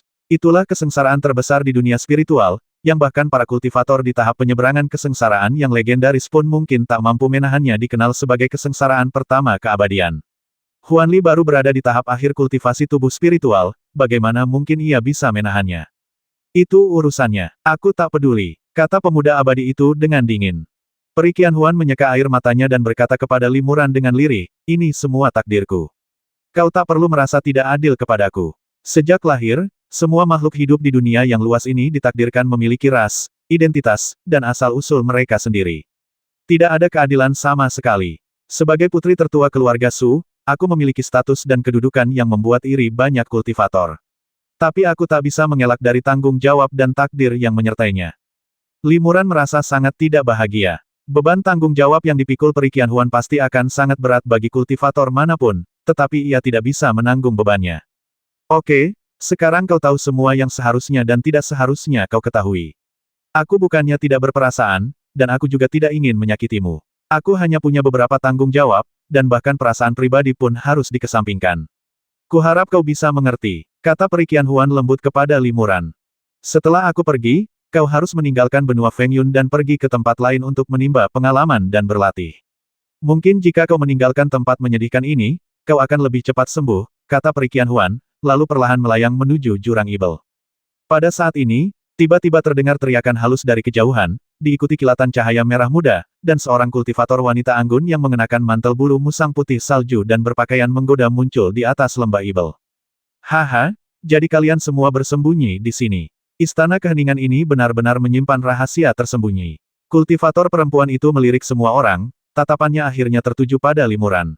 Wah, aku benar-benar salah menilai kalian. Apa kalian membasmi keempat penjagaku?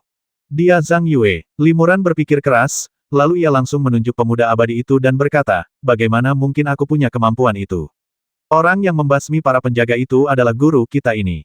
Peri bulan pemakaman sedikit tertegun. Ia melirik utusan peri muda itu dan menyimpulkan dari pakaiannya bahwa ia pasti anggota keluarga Yue. Sang abadi muda tetap tenang dan bahkan tidak mengerutkan kening saat melihat kemunculan peri pemakaman bulan. Peri bulan pemakaman menunjukkan ekspresi curiga. Ia menggelengkan kepala dan berkata kepada Limuran, bocah ini masih ingin menipuku.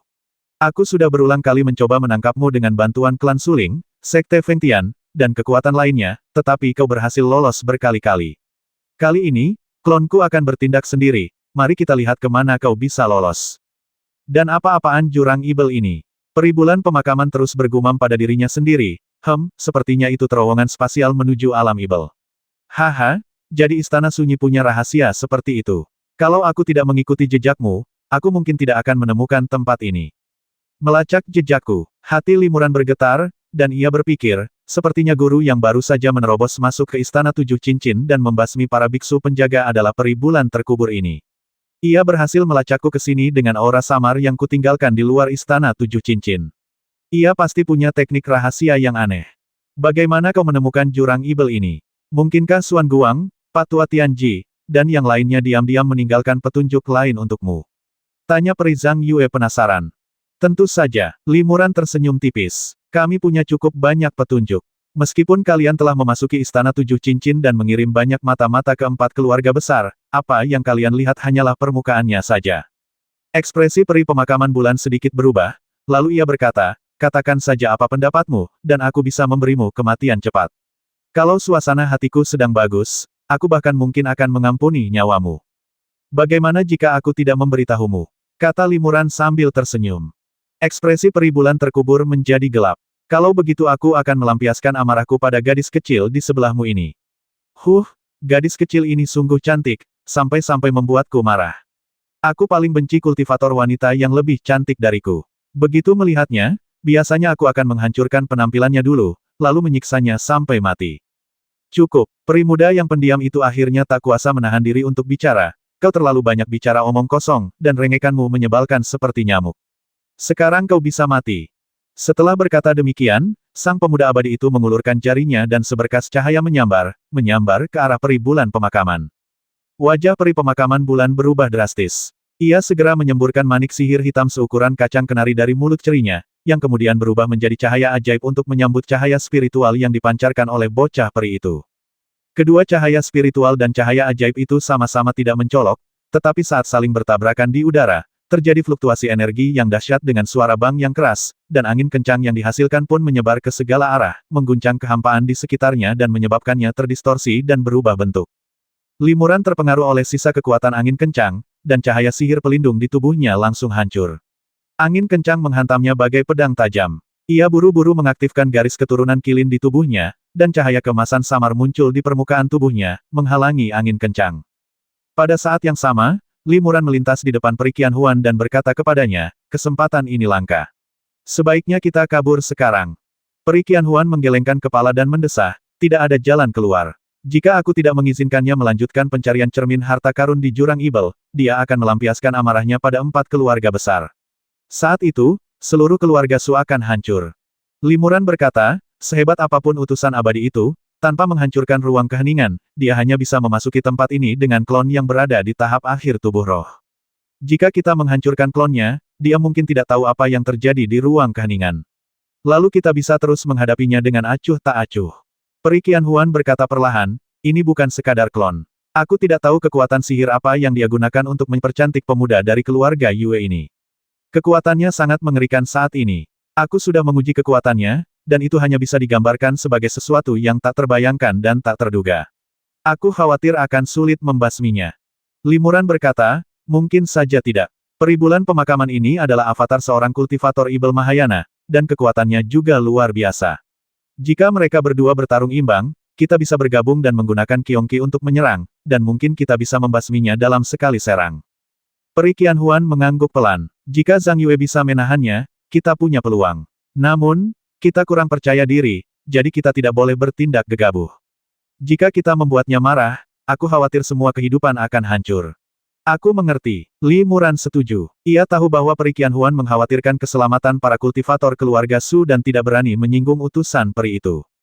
Saat keduanya tengah berbicara secara rahasia, utusan muda abadi dan peri bulan pemakaman telah bertukar jurus, dan hasilnya imbang. Siapa kau? Kau sungguh kuat. Bagaimana mungkin murid-murid keluarga Yue memiliki kemampuan seperti itu? Peri bulan pemakaman menunjukkan ekspresi terkejut dan ragu. Siapa kau? Tanya pemuda abadi itu sambil mengerutkan kening. Kekuatan magis yang kau tunjukkan seharusnya tidak dimiliki oleh para kultivator dari dunia spiritual. Apakah kau seorang kultivator dari dunia ibel? Limuran berkata, benar sekali. Dia adalah seorang kultivator Mahayana dari alam Ibel, dan dia datang ke sini untuk mendapatkan harta karun itu. Mendengar ini, pemuda abadi itu mendengus dingin, harta karun itu milikku. Siapapun yang berani menyentuhnya akan kubasmi. Kalau kau tahu apa yang terbaik untukmu dan menjauhi ini, kau masih bisa menyelamatkan hidupmu. Kalau kau terus menggangguku, akan kuhancurkan semut saja. Semut, ekspresi peri bulan pemakaman berubah, dan dia berteriak dengan marah, kau sangat sombong. Auranya tiba-tiba berubah, dan bayangan Ibel muncul dari tubuhnya. Energi Ibel murni di dalam jurang Ibel, seolah menerima inspirasi yang tak dapat dijelaskan, menyerbu ke dalam tubuhnya, mengembun menjadi ular piton hitam raksasa di hadapannya. Kesempatan telah tiba, Li Muran tergerak. Peri bulan pemakaman sepertinya akan menggunakan kekuatan magis yang dahsyat. Dilihat dari tekanan magis yang terkandung dalam ular piton ajaib itu, sungguh luar biasa. Sekalipun serangan ini tidak bisa melukai pemuda abadi itu secara serius, mungkin saja bisa membantunya. Jika Limuran dan Peri Qianhuan memanfaatkan kesempatan untuk menyerang dari samping, mungkin ada peluang untuk berhasil. Limuran dan Peri Qianhuan saling berpandangan, lalu mengangguk pelan bersamaan. Melalui pertukaran pandangan ini, keduanya mengerti maksud masing-masing. Peri Qianhuan diam-diam mengedarkan api spiritual 7 warna di tubuhnya, dan Limuran juga memampatkan energi sejati di tubuhnya, siap menyerang secara akurat kapan saja. Ia juga berkomunikasi dengan Qiongqi di Gua Langhuan dengan secercah kesadaran ilahi, sehingga ia dapat memanggil Qiongqi untuk menyerang musuh kapan saja. Pemuda abadi itu tampak sama sekali tidak menyadari potensi bahaya di sekitarnya. Ia mencibir kekuatan magis yang ditunjukkan peri bulan pemakaman. Ekspresinya seolah sedang melihat seekor lalat terbang di depan matanya, tanpa sedikit pun rasa takut. Melihat raut wajah mengejek anak laki-laki itu, peri pemakaman bulan semakin marah. Dengan teriakan tajam, ular piton ajaib itu langsung menerkam anak laki-laki peri itu. Saat ular piton Ibel itu terbang melewatinya, embusan angin hitam yang berhembus terasa begitu kuat. Limuran dan yang lainnya hanya terpengaruh oleh sedikit sisa kekuatannya, tetapi mereka semua merasakan tekanan Ibel yang mencekik dan kuat. Ruang yang diselimuti oleh angin hitam ini sepenuhnya tersegel oleh tekanan Ibel, membuatnya mustahil untuk dihindari dengan teleportasi. Boom! Ular piton ajaib itu menerjang langsung ke arah utusan abadi muda itu, dan bola gas hitam besar memercik ke segala arah. Limuran dan Peri Qianhuan sangat gembira. Mereka hendak bertindak ketika tiba-tiba keduanya berhenti. Angin bertiup, dan awan hitam pun menghilang, menampakkan sosok utusan abadi muda itu. Ia mengulurkan telapak tangannya. Cahaya spiritual redup bersinar dari telapak tangannya. Cahaya spiritual inilah yang berhasil menangkis ular piton Ibel yang kuat itu. Di bawah serangan sihir sekuat itu, sang pemuda abadi dengan mudah melenyapkannya hanya dengan satu telapak tangan, tanpa kerusakan sedikit pun. Apakah ini caramu? Utusan muda abadi itu mencibir, itu cuma angin sepoi-sepoi di wajahku. Aku hanya sedikit lebih kuat dari semut lain, jadi aku dianggap semut yang lebih besar. Li Muran terkejut. Kekuatan magis yang baru saja digunakan peri bulan pemakaman telah memadatkan energi Ibel dalam jumlah yang mencengangkan dan sangat kuat, tetapi utusan peri muda itu melautkannya dengan tenang, yang menunjukkan betapa tak terduganya kekuatannya. Mungkinkah ini bukan klonnya, melainkan tubuh aslinya, pikir Li Muran dalam hati. Mustahil klon dalam tahap tubuh spiritual memiliki kekuatan luar biasa seperti itu. Kesadaran spiritual, tubuh fisik, dan kekuatan magis Limuran semuanya luar biasa di antara para kultivator di tahap tubuh spiritual, sehingga kekuatannya jauh melampaui rekan-rekannya. Namun, ia menganggap dirinya jauh tertinggal dari klon peri pemakaman bulan, dan bahkan lebih tertinggal lagi dibandingkan dengan utusan abadi muda ini. Kau benar-benar menggunakan energi langit dan bumi untuk menghadapiku. Lalu aku akan menunjukkan kepadamu apa artinya menggunakan energi langit dan bumi untuk menunjukkan kekuatan magis. Setelah pemuda abadi itu mengatakan ini, ia tiba-tiba meraih udara dengan kelima jarinya. Ketika dia meraihnya, semua energi spiritual di langit dan bumi sekitarnya diekstraksi dari lingkungan campuran, diubah menjadi sinar cahaya yang cemerlang, dan dipadatkan di depan pemuda itu. Dalam sekejap, bola cahaya besar yang berukuran puluhan kaki muncul di depan semua orang. Wajah Limuran memucat karena ngeri. Ia juga mahir memobilisasi energi vital langit dan bumi, tetapi memisahkan setitik energi spiritual dari lingkungan kacau tanah Ibel kekacauan pada dasarnya sulit. Bahkan jika diberi waktu yang lama, sulit untuk mengekstrak banyak energi. Namun, utusan abadi muda ini benar-benar dapat memisahkan dan mengumpulkan energi spiritual murni dalam jumlah besar hanya dengan sekali genggam. Sungguh luar biasa. Tekanan spiritual yang dipancarkan bola spiritual itu sungguh mencengangkan. Bahkan sebelum dilepaskan, bola itu telah menyegel kekosongan dalam radius beberapa mil di sekitarnya dengan tekanan spiritualnya yang dahsyat. Kekosongan dalam radius 100 kaki dari bola cahaya itu bahkan lebih kabur dan sulit dibedakan, memancarkan riak-riak seperti gelombang air, yang jelas telah terdistorsi oleh tekanan-tekanan spiritual tersebut. Wajah peri pemakaman bulan pucat pasi. Bola cahaya yang dikumpulkan pihak lain 10 kali lebih kuat daripada ular piton ajaib yang telah ia padatkan sebelumnya. Siapa dia dan bagaimana mungkin dia memiliki kekuatan magis yang luar biasa? Gumam peri bulan pemakaman dalam hati. Ia mengamati pemuda di depannya dengan saksama, tetapi tidak dapat mengetahui tingkat kultivasinya secara spesifik. Sepertinya dia berada di tahap tengah tubuh spiritual, atau tahap akhir tubuh spiritual. Namun, bagaimanapun ia melihatnya, tingkat kultivasinya tidak terlalu tinggi, yang sama sekali tidak sesuai dengan kekuatan magis yang dimilikinya. Pada saat ini, cahaya pedang tiba-tiba muncul di kehampaan tak jauh dari sana tanpa peringatan. Cahaya pedang itu merobek celah di kehampaan, dan sesosok tubuh terbang keluar dari kehampaan bersama cahaya pedang itu. Ketika Limuran melihat sosok ini, dia langsung terkejut dan gembira. Kakak senior Tianjian, kau, teriak Limuran. Sosok itu berubah menjadi cahaya pedang dan muncul di dekat Limuran. Ia memiliki janggut putih yang berkibar dan alis putih bak pedang. Ia tak lain adalah lelaki tua Tianjian. Adik kecil, apakah kamu baik-baik saja? Tanya lelaki tua Tianjian. Limuran terkejut melihat aura dan tingkat kultivasi lelaki tua Tianjian itu ternyata berada pada tahap awal tubuh spiritual. Pikirannya tiba-tiba berubah dan ia langsung mengerti.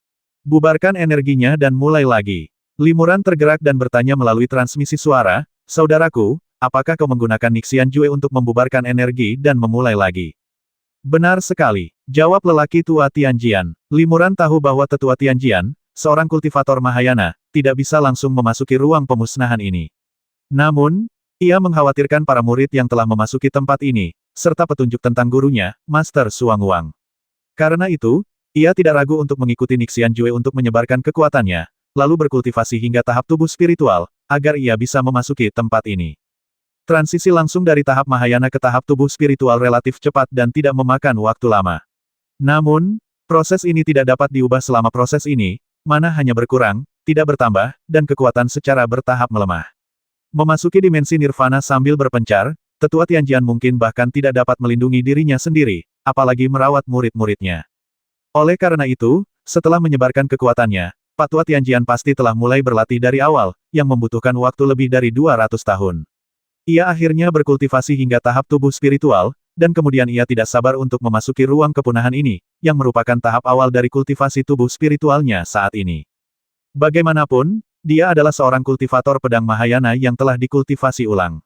Meskipun saat ini dia berada di tahap awal tubuh spiritual, kekuatan sejatinya jelas jauh melampaui kultivator tubuh spiritual tingkat akhir biasa. Aku belum terlambat, kan? Tanya lelaki tua Tianjian. Chen Feng dan yang lainnya memberitahuku bahwa berkat usaha adikku yang gigih menjaga lembah Tianjian selama bertahun-tahun, kalau tidak, cabang lembah Tianjian ini pasti sudah lama lenyap.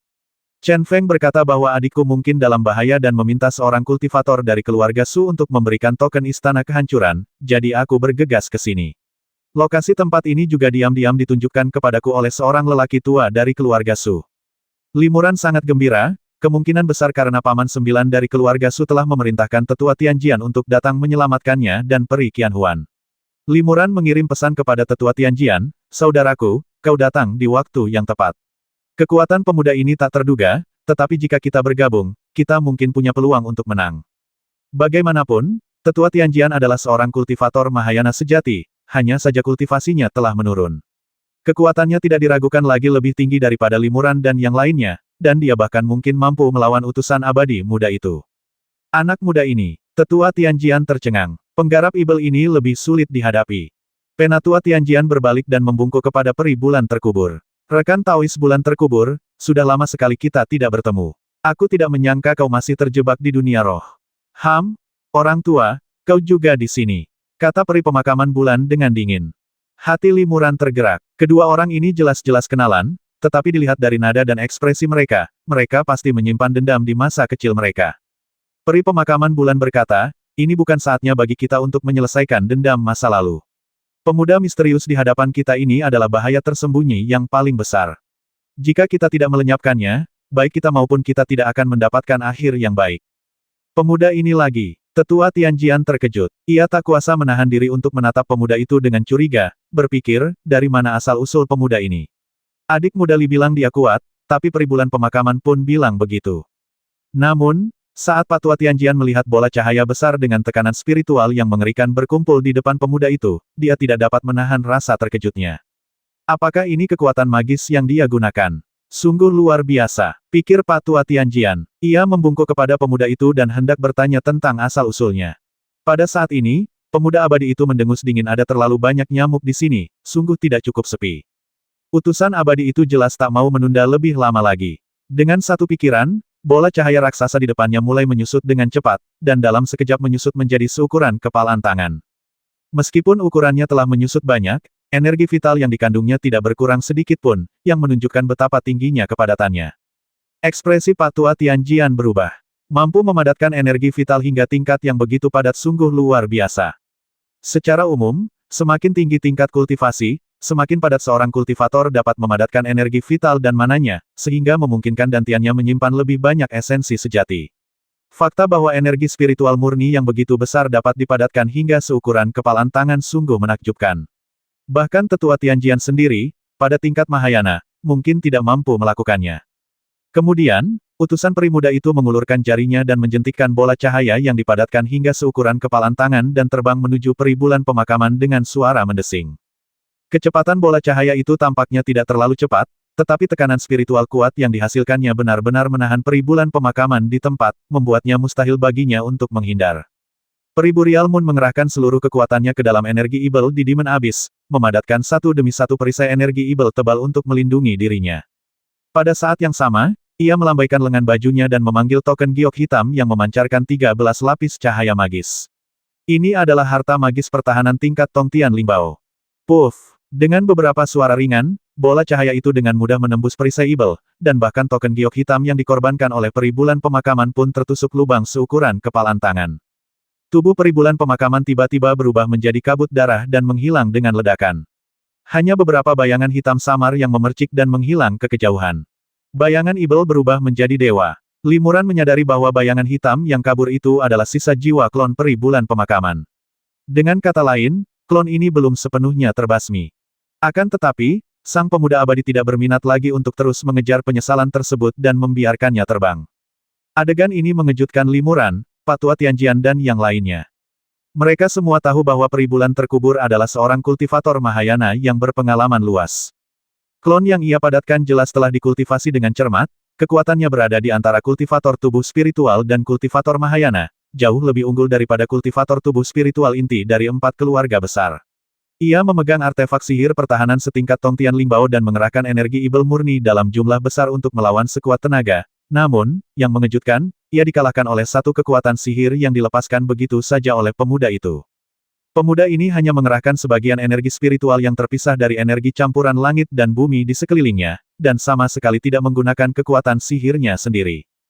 Kekuatan yang ditunjukkannya begitu dahsyat sehingga Limuran benar-benar mengurungkan niat untuk membasminya. Limuran hampir yakin bahwa pemuda di depannya bukanlah klon utusan abadi, melainkan tubuh aslinya. Namun, mengapa tubuh asli utusan abadi itu memiliki tingkat kultivasi yang begitu rendah dan mengapa ia bisa memasuki ruang pemusnahan ini, Limuran tidak tahu. Kemungkinan besar, ia menggunakan semacam teknik rahasia abadi yang misterius. Semua orang terdiam dan menatap pemuda itu dalam diam, masing-masing dengan pikirannya sendiri. Dengan satu lalat berkurang, suasananya memang jauh lebih tenang. Pemuda abadi itu tersenyum tipis. Ia melirik lelaki tua Tianjian dan mendengus dingin, "Aku mengenalimu. Kau murid Xuan Guang." Ekspresi Penatua Tianjian berubah, lalu tiba-tiba ia menyadari, "Yang Mulia menyebut diri Anda utusan ini, dan metode Anda sungguh luar biasa. Mungkinkah Anda adalah utusan abadi dari alam bawah seperti yang dikabarkan?" "Kau tidak bodoh," kata pemuda abadi itu dengan tenang, "tidak ada yang bisa kau lakukan di sini, jadi tidurlah dengan tenang." Setelah berkata demikian, sang pemuda abadi tiba-tiba mengacungkan jarinya ke udara dan kilatan cahaya putih pun lenyap dalam kehampaan. Patua Tianjian tiba-tiba menarik napas dalam-dalam, menjerit pelan, lalu jatuh koma. Kekuatan sihir macam apa ini? Seru peri Qianhuan tak kuasa menahan diri. Seorang lelaki tua seperti Tianjian, mantan kultivator Mahayana, ditendang hingga pingsan oleh utusan peri muda itu bahkan sebelum mereka bertarung. Kekuatan sihir semacam ini sungguh luar biasa. Itu kekuatan ilahi. Limuran terkejut, dan tiba-tiba menyadari bahwa cahaya putih yang dipancarkan oleh makhluk abadi itu adalah sinar kekuatan ilahi. Utusan muda abadi itu tersenyum dan berkata, dia murid Xuan Guang. Aku sudah lama mengawasinya. Bahkan sebelum dia mencapai tingkat Mahayana, aku sudah menyelidiki latar belakangnya dengan saksama dan menanamkan segel khusus di tubuhnya, yang cukup untuk mengendalikan setiap gerakannya. Aku khawatir dia sendiri tidak menyadarinya. Jika dia tidak membawamu ke dimensi keheningan ini, aku tidak akan diam-diam mengirim murid-murid dari 4 keluarga besar ke tempat ini untuk mencari petunjuk yang ditinggalkan Xuan Guang dan yang lainnya. Ngomong-ngomong, dia tanpa sadar menjadi mata-mataku, tapi sayangnya dia bahkan tidak menyadarinya. Ternyata semua ini berada di bawah kendali utusan abadi. Gumam Limuran. Baik dari segi kekuatan maupun strategi, utusan abadi ini jauh melampaui mereka semua. Sungguh konyol mereka bertarung dan bersekongkol satu sama lain, tetapi di mata utusan abadi, mereka hanyalah sekelompok semut yang bertarung di dalam sangkar. Limuran benar-benar menyerah untuk menghadapi utusan abadi itu. Di hadapan utusan abadi sekuat itu, bahkan jika ia menggunakan Kyongki, ia takkan pernah bisa menang. Pantas saja Tuan Xuan Guang dan yang lainnya begitu takut pada utusan abadi. Para abadi memang luar biasa. Limuran mendesah dalam hati. Cepat pergi. Jangan buang waktu lagi. Perintah pemuda abadi itu kepada Peri Qianhuan, selama kau melayaniku sepenuh hati, aku tidak akan menyakiti kekasihmu. Nak, sang abadi muda tiba-tiba berkata kepada Limuran, kau punya bakat dan kemampuan yang luar biasa. Aku tiba-tiba tertarik untuk menjadikanmu muridku. Bagaimana kalau kau tetap di sisiku dan berlatih sampai roh cermin menemukan keberadaan cermin berharga itu? Aku tidak ingin menimbulkan terlalu banyak masalah, dan aku perlu melatih seseorang untuk membantuku mengelola 4 keluarga besar dan kekuatan lainnya. Hati Limuran bergetar. Utusan peri itu menerima seorang murid, mungkin sebagian untuk mengikatnya di sisinya, agar dapat lebih mengendalikan dan mengancam Peri Qianhuan. Ya, Peri Qianhuan mendesah pelan. Ia menatap Limuran dan bersiap terbang ke kedalaman jurang Ibel. Apakah Limuran setuju menjadi murid utusan abadi tidaklah penting. Ia percaya bahwa dengan kemampuan Limuran, bahkan jika ia berkultivasi sendirian, ia masih memiliki kesempatan untuk melangkah lebih jauh. Berada di sisi utusan abadi bagaikan berada di dekat harimau. Meskipun menawarkan banyak manfaat, namun juga membawa banyak masalah. Ia akan membiarkan Limuran memilih apa yang harus dilakukan. Tunggu sebentar, Limuran tiba-tiba menghentikan Peri Qianhuan. Apa yang kau lakukan? Pemuda abadi itu mengerutkan kening. Kau masih mau menggangguku? Aku sudah tidak punya banyak kesabaran. Bukan begitu, kata Limuran kepada utusan abadi, aku hanya ingin menemani Huan Li ke jurang Ibel dan mencari harta karun untuk utusan abadi. Tidak, kata Peri Qianhuan buru-buru, aku hanya tidak ingin kau terlibat dalam hal ini, jadi aku mencoba segala cara untuk meninggalkanmu dan menjauhkanmu dari masalah ini. Utusan peri akhirnya setuju untuk tidak membiarkanmu terlibat, kenapa kau mencari masalah? Limuran menggelengkan kepalanya. Ia menatap mata Peri Qianhuan dan berkata dengan tegas, aku suamimu. Tanggung jawabmu adalah tanggung jawabku. Apapun yang terjadi di masa depan, bahkan jika langit runtuh dan bumi hancur, aku akan membaginya denganmu. Limuran menasihati utusan abadi muda itu, di bawah jurang Ibel ini, kemungkinan besar ada terowongan ruang angkasa menuju alam Ibel. Aku ahli dalam kultivasi spiritual dan Ibel, jadi kekuatanku tidak akan berkurang banyak di alam Ibel. Aku bisa merawat Huan Li dengan lebih baik dan memiliki peluang lebih besar untuk menemukan keberadaan cermin harta karun itu. Utusan abadi tidak ingin Huan Li mengalami kecelakaan di alam Ibel, sehingga kehilangan petunjuk. Selama utusan abadi setuju untuk mengampuni nyawa kakak senior Tianjian dan yang lainnya, aku bersedia menemani Huan Li ke jurang Ibel. Utusan abadi muda itu merenung sejenak lalu mengangguk. Bagus sekali. Karena kalian berdua begitu saling mencintai, tentu saja aku tidak keberatan. Sungguh, dengan kalian di sisi roh cermin, peluang kita memang lebih besar. Baiklah, aku berjanji tidak akan menyakiti orang-orang tak penting ini. Namun, kalian berdua jangan terlalu terlena dengan kasih sayang sampai lupa instruksiku. Penghalang yang memisahkan alam roh dan alam Ibel saat ini sedang mendekati titik terendah. Sekitar 1000 tahun lagi, lebih banyak terowongan spasial akan terbuka di antara alam roh dan alam Ibel, dan aku akan bisa pergi ke alam Ibel. Jika kalian belum melakukan yang terbaik dan tidak mendapatkan apapun selama 1000 tahun terakhir, aku tidak akan menunjukkan belas kasihan. Meskipun kita semua semut, aku tidak akan mengampuni satupun dari kalian yang pantas dibasmi. Ya, Limuran setuju. Peri Qianhuan mendesah pelan. Meskipun ia tidak ingin Limuran terlibat dalam hal ini, Limuran sudah memutuskan, dan sulit baginya untuk membujuknya. Sebenarnya, jauh di lubuk hatinya, ia tidak ingin hidup bersama Limuran selamanya. Keduanya saling berpegangan tangan dan perlahan terbang bersama ke kedalaman jurang Ibel. Setelah beberapa saat, seberkas cahaya tiba-tiba menyambar di Demon Abyss, dan kemudian Demon Abyss kembali tenang. Seharusnya sudah berakhir sekarang. Pemuda abadi itu mengulurkan jarinya dan menjentikkan energi langit dan bumi di sekelilingnya, lalu menyegel jurang Ibel sekali lagi di kedalaman lembah Ibel. Di permukaan, tampak tidak ada cacat sama sekali. Setelah itu, pemuda abadi itu mengirimkan pikiran suci lainnya ke dalam tubuh lelaki tua Tianjian yang tak sadarkan diri, dan lelaki tua itu perlahan terbangun. Kenapa aku di sini? Pria tua Tianjian tercengang. Ia tidak ingat apa yang baru saja terjadi. Saat itu, pemuda abadi itu sudah pergi. Setelah terbang mengelilingi lembah Ibel, tetua Tianjian bergumam, saudara muda Li tidak ada di sini. Kemana dia pergi? Ayo kita cari tempat lain. Setelah beberapa saat, orang tua Tianjian juga menghilang ke lembah Ibel. Lembah Ibel menjadi luar biasa sunyi.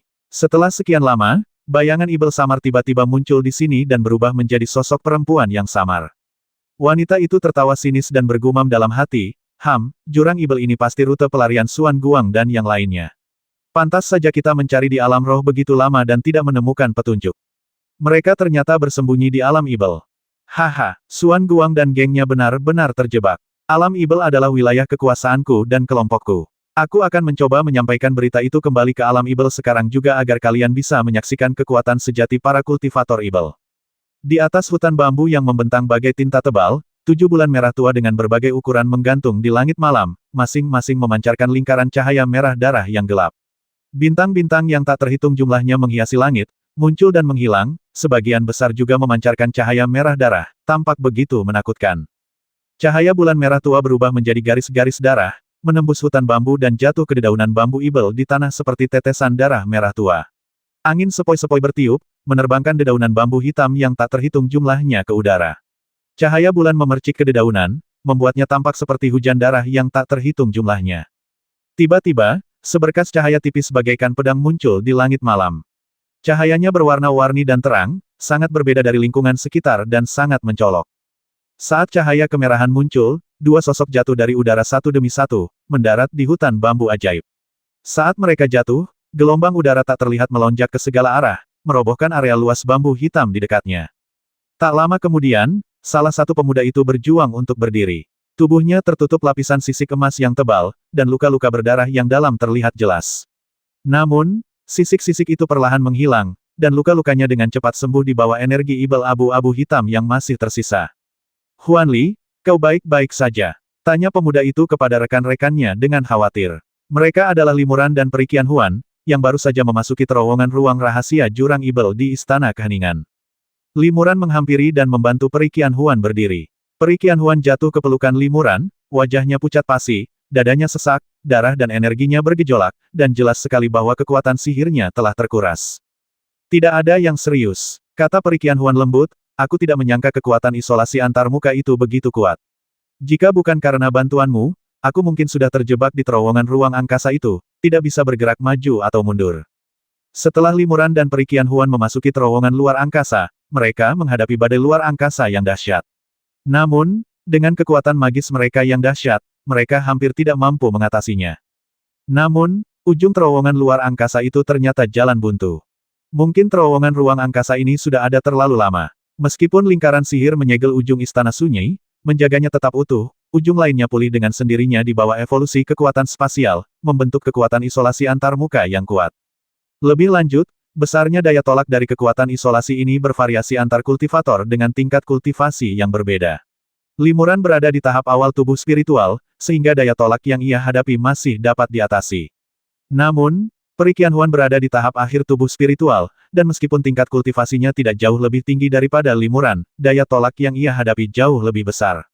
Limuran dan Perikian Huan harus menggunakan seluruh kekuatan mereka dan hampir menghabiskan kekuatan sihir mereka sebelum mereka bergabung untuk mematahkan belenggu kekuatan yang mengisolasi dan datang ke ruang ini. Perikian Huan menatap bulan merah darah yang mengerikan di langit malam, alisnya berkerut saat ia berkata, ini pasti alam Ibel. Pantas saja makhluk abadi itu bilang dia tidak bisa melewati terowongan spasial jurang Ibel. Sepertinya tingkat kultivasi sejati orang itu jelas bukan pada tahap tubuh roh. Tingkat kultivasinya terlalu tinggi, jadi dia belum bisa memasuki tempat ini. Hanya setelah 1000 tahun, ketika kekuatan yang memisahkan alam roh dan alam Ibel sangat melemah dan mencapai titik terendah, barulah dia bisa menyeberang ke alam Ibel. Limuran mengeluarkan pil ajaib dan memberikannya kepada Perikian Huan. Ini adalah ramuan yang dibuat oleh para kultivator keluarga Yue. Setelah meminumnya, Peri Qianhuan sedikit menyesuaikan energi dan esensi sejatinya, dan kulitnya langsung membaik.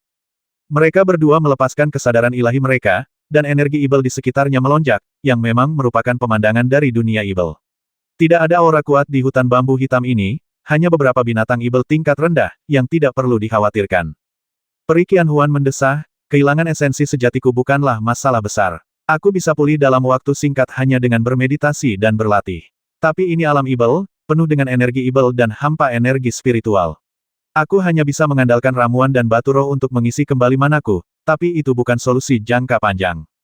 Tepat saat ia merasa khawatir, ia melihat Limuran meletakkan satu jari di antara alisnya, matanya terpaku pada hidungnya di jantungnya, tak bergerak. Ini adalah salah satu postur berwisata yang umum. Yang disebut berwisata adalah ketika seorang kultivator memeriksa cahaya ilahi apertur leluhurnya sendiri. Namun, cahaya ilahi apertur leluhur umumnya tidak berubah, sehingga hanya sedikit orang yang secara sengaja memeriksa cahaya ilahi apertur leluhur mereka sendiri. Apa yang sedang kau lakukan? Tanya Peri Qianhuan penasaran, apakah ada yang salah dengan cahaya ilahi bukaan leluhur? Limuran tersenyum tipis dan menggelengkan kepalanya. Tidak, awalnya aku mengira cahaya ilahi bukaan leluhur akan menghilang. Sekarang sepertinya kekhawatiranku sia-sia. Cahaya ilahi bukaan leluhurku belum menghilang. Begitu cahaya ilahi diaktifkan, ia akan bertahan seumur hidup. Tentu saja, ia tidak akan pernah hilang. Kata Peri Qianhuan terkejut, kekhawatiranmu terlalu tidak masuk akal. Itu belum tentu benar, kata Limuran sambil tersenyum, cahaya suci yang kuaktifkan di alam bawah menghilang setelah aku mencapai dunia spiritual. Aku baru bisa melanjutkan kultivasiku setelah aku mengaktifkannya kembali. Kenapa begitu? Peri Qianhuan terkejut. Ngomong-ngomong, cahaya ilahi leluhurmu sangat berbeda dari pertama kali aku melihatnya di alam bawah. Meskipun sifatnya pada dasarnya sama, cahaya ilahi itu tetap lebih gelap, tetapi tampaknya jauh lebih kuat. Kupikir kau telah melatih beberapa keterampilan khusus. Limuran berkata, ceritanya panjang. Tenangkan dirimu dulu. Aku akan menunjukkan sesuatu yang akan mengejutkanmu. Namun, manamu sudah terkuras sekarang, jadi tidak pantas bagimu untuk terlalu bersemangat. Karena itulah aku memperingatkanmu sebelumnya. Peri Qianhuan semakin penasaran. Benarkah? Harta karun apa itu? Ituku, kata Limuran sambil tersenyum. Pipi Peri Qianhuan langsung memerah, dan dia meludah, sudah jam segini, dan kau masih bercanda. Limuran menggelengkan kepalanya dan berkata, hal ini sama pentingnya bagiku seperti hidupku, jadi tidak berlebihan jika menyebutnya sebagai sumber kehidupanku. Setelah berkata demikian, dia mengeluarkan sesuatu dari lengan bajunya dan meletakkannya di tangan Peri Qianhuan. Cermin perunggu seukuran telapak tangan itu tampak biasa saja, bahkan ada sedikit karat di permukaannya. Cermin itu tampak tak bernyawa, seperti benda yang biasa digunakan manusia biasa. Ketika Peri Qianhuan melihat cermin, dia begitu ketakutan hingga suaranya pun berubah.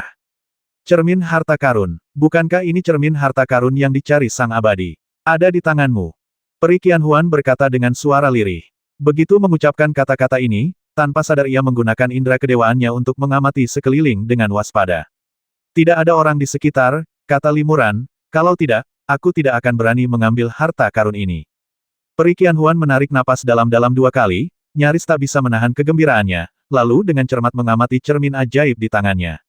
Sesaat kemudian, ekspresinya tiba-tiba berubah sedikit. Bukan, ini bukan cermin yang dicari sang abadi.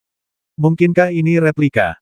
Limuran tersenyum dan bertanya, bagaimana Huan Li tahu bahwa itu bukan cermin ajaib yang dicari oleh sang dewa? Jangan lupa, aku dibesarkan oleh roh cermin. Kata Peri Qianhuan, jika itu benar-benar cermin berharga itu, aku pasti sudah bisa merasakannya dengan jelas sejak lama. Namun, meskipun bukan cermin berharga itu, aku masih merasakan kedekatan yang tak terjelaskan dengannya. Rasanya sangat familiar, namun juga sangat aneh. Limuran mengangguk karena itu cermin ajaib yang satunya. Kau bilang ada 2 cermin ajaib. Cermin ajaib di tanganku bukanlah yang dicari oleh makhluk abadi, melainkan yang satunya. Dan cahaya ilahi leluhurku terbuka dengan mengandalkan cermin berharga lainnya ini. Kau adalah inkarnasi dari roh cermin dari salah satu cermin berharga itu, dan aku pun terbuka pada cahaya ilahi melalui cermin yang satunya. Karena itu, kau dan aku langsung cocok sejak pertama kali bertemu, dan secara alami menjadi dekat satu sama lain. Ini semua berkat sepasang cermin berharga ini. Aku mengerti, kata Peri Qianhuan perlahan, pantas saja aku jatuh cinta pada kultivator rendahan sepertimu. Ya, inilah pernikahan yang dipertemukan oleh cermin ajaib itu. Pokoknya, aku cukup puas. Sekarang setelah kau tahu kebenarannya, apa pendapatmu tentang takdir ini? Tanya Limuran sambil tersenyum. Peri Qianhuan melirik Limuran, terkekeh, dan berkata, biasa saja. Hanya rata-rata, kata Limuran kecewa, jika aku tahu ini, aku seharusnya tidak memberitahumu ini. Peri Qianhuan meringkuk dalam pelukan Limuran, membelai cermin dengan lembut, dan berbisik, ya, mengapa kau menceritakan rahasia seperti itu kepadaku? Limuran berkata, karena masalah ini berkaitan dengan pengalaman hidupmu, aku juga ingin tahu apa tujuan cermin ajaib ini dan dari mana asalnya. Mengapa ia membawaku ke dunia ini, dan seterusnya. Aku punya banyak misteri untuk dipecahkan. Kau adalah roh dari cermin ajaib lain, yang dikandung dan dibesarkan. Mungkin kau bisa membantuku memecahkan keraguan ini. Peri Qianhuan cukup tersentuh, tetapi ini hanyalah alasan yang dangkal. Peri Qianhuan tahu betul alasan sebenarnya, karena yang lebih penting, di hati Limuran, dirinya sama pentingnya dengan cermin ajaib itu. Bahkan, menurut Limuran, dia lebih penting daripada cermin ajaib itu. Jika sang dewa tahu bahwa dia memiliki cermin ajaib itu dan memintanya untuk menukarnya dengan kebebasan dan nyawamu, kemungkinan besar dia akan langsung setuju. Peri Qianhuan mendesah, sayang sekali, meskipun aku adalah roh cermin yang menjelma menjadi manusia, aku tidak tahu apa-apa tentang cermin berharga ini.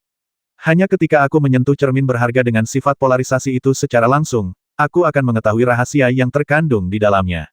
Jadi kau juga tidak begitu memahaminya. Limuran mengerutkan kening. Tapi itu tidak masalah. Selama bertahun-tahun, aku telah menemukan beberapa kegunaan khusus untuknya, misalnya, menggunakan rune cahaya cermin untuk mengaktifkan cahaya ilahi bukaan leluhur. Sambil berbicara, Limuran meletakkan cermin perunggu itu di tempat terbuka yang disinai cahaya bulan, sehingga cermin perunggu itu dapat menyerap cahaya bulan dari 7 bulan darah di dunia ibel. Limuran berkata, cahaya cermin berharga ini terkadang mengungkapkan rune yang berbeda.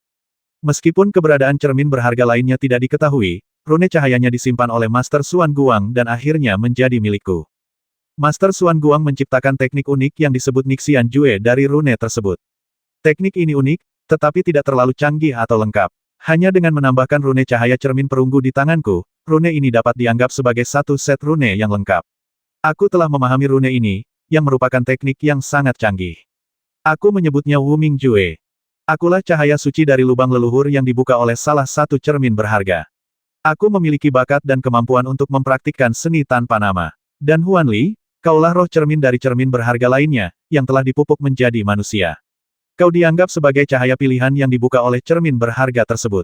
Kau juga seharusnya mampu mempraktikkan seni tanpa nama dengan bakat dan kemampuanmu.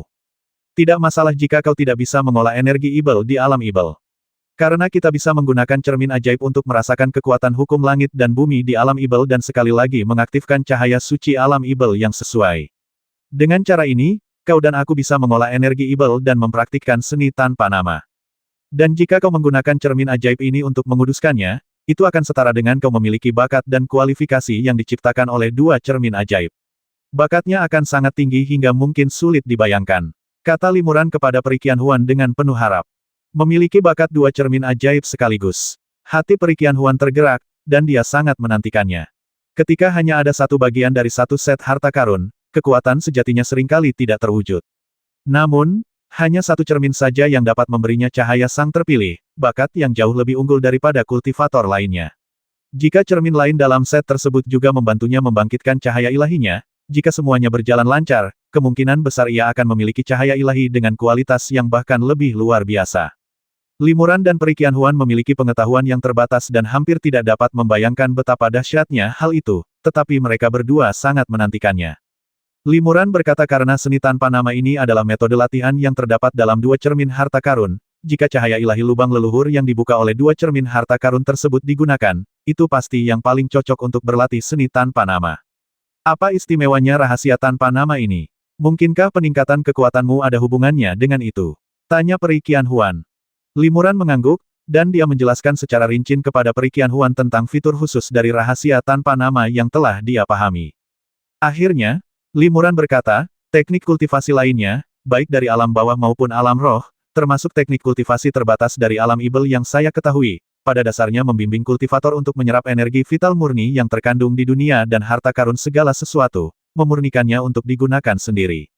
Hanya teknik tanpa nama ini yang benar-benar menyerap dan memancarkan energi secara bersamaan. Teknik ini sangat aneh dan sangat berbeda dari teknik kultivasi lainnya. Namun, setelah mengolah Hinayana, kendali seorang kultivator atas energi vital langit dan bumi jelas berada pada tingkat yang lebih tinggi daripada kultivator lainnya. Saya percaya inti dari rangkaian latihan ini adalah untuk lebih mengintegrasikan kultivator dengan alam semesta. Saat bertarung, mereka dapat memanfaatkan kekuatan langit dan bumi untuk melawan lawan mereka, membuatnya seolah-olah mereka sedang melawan langit. Oleh karena itu, jika bukan karena perbedaan besar dalam tingkat kultivasi kami, saya hampir tak terkalahkan. Ada teknik seperti itu. Peri Qianhuan tak percaya. Ia menerima secercah kesadaran ilahi murni dari Limuran, yang berisi semua diagram kultivasi teknik tanpa nama. Soal apakah teknik ini punya kekuatan magis lain, aku belum yakin. Nanti, kita bisa berlatih bersama dan memahaminya bersama, kata Limuran.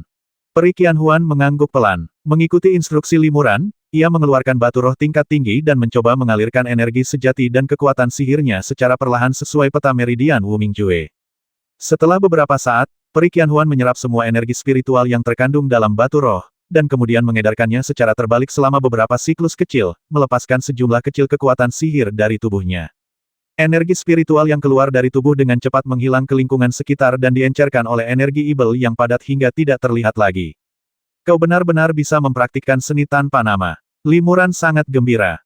Pada saat ini, cermin ajaib menyerap cukup banyak cahaya bulan dan secara bertahap memancarkan lingkaran cahaya. Limuran segera mengeluarkan jimat pentahbisan, memproyeksikan cahaya cermin ke jimat tersebut, lalu memotong jarinya dengan pedang Xuan Guang, dan menggunakan darahnya sendiri untuk menggambar jimat pentahbisan baru sesuai dengan rune cahaya cermin. Ini adalah ketiga kalinya Limuran menggunakan rune cahaya cermin untuk membuat jimat konsekrasi. Ia bisa dibilang berpengalaman. Seluruh prosesnya semulus air yang mengalir dan selesai dalam sekali jalan. Biar aku coba dulu, kata Limuran. Ia menempelkan jimat itu di dahinya, matanya sedikit terpejam. Kemudian, ia mengulurkan jarinya ke dahi dan menjentikkannya, mengirimkan seberkas cahaya abu-abu yang menembus jimat itu. Rune di dalam jimat itu langsung berubah menjadi seberkas cahaya magis, menembus dahi Limuran. Jimat itu sendiri lenyap dalam gumpalan asap hijau. Setelah beberapa saat, Limuran membuka matanya dan tersenyum tipis. Lihatlah cahaya ilahiku lagi. Peri Qianhuan memegang tangan Limuran dengan rasa ingin tahu, lalu menutup matanya dan menggunakan cahaya ilahi miliknya untuk merasakan cahaya ilahi Limuran. Ini adalah persimpangan cahaya ilahi, dan keduanya dapat merasakan cahaya ilahi satu sama lain.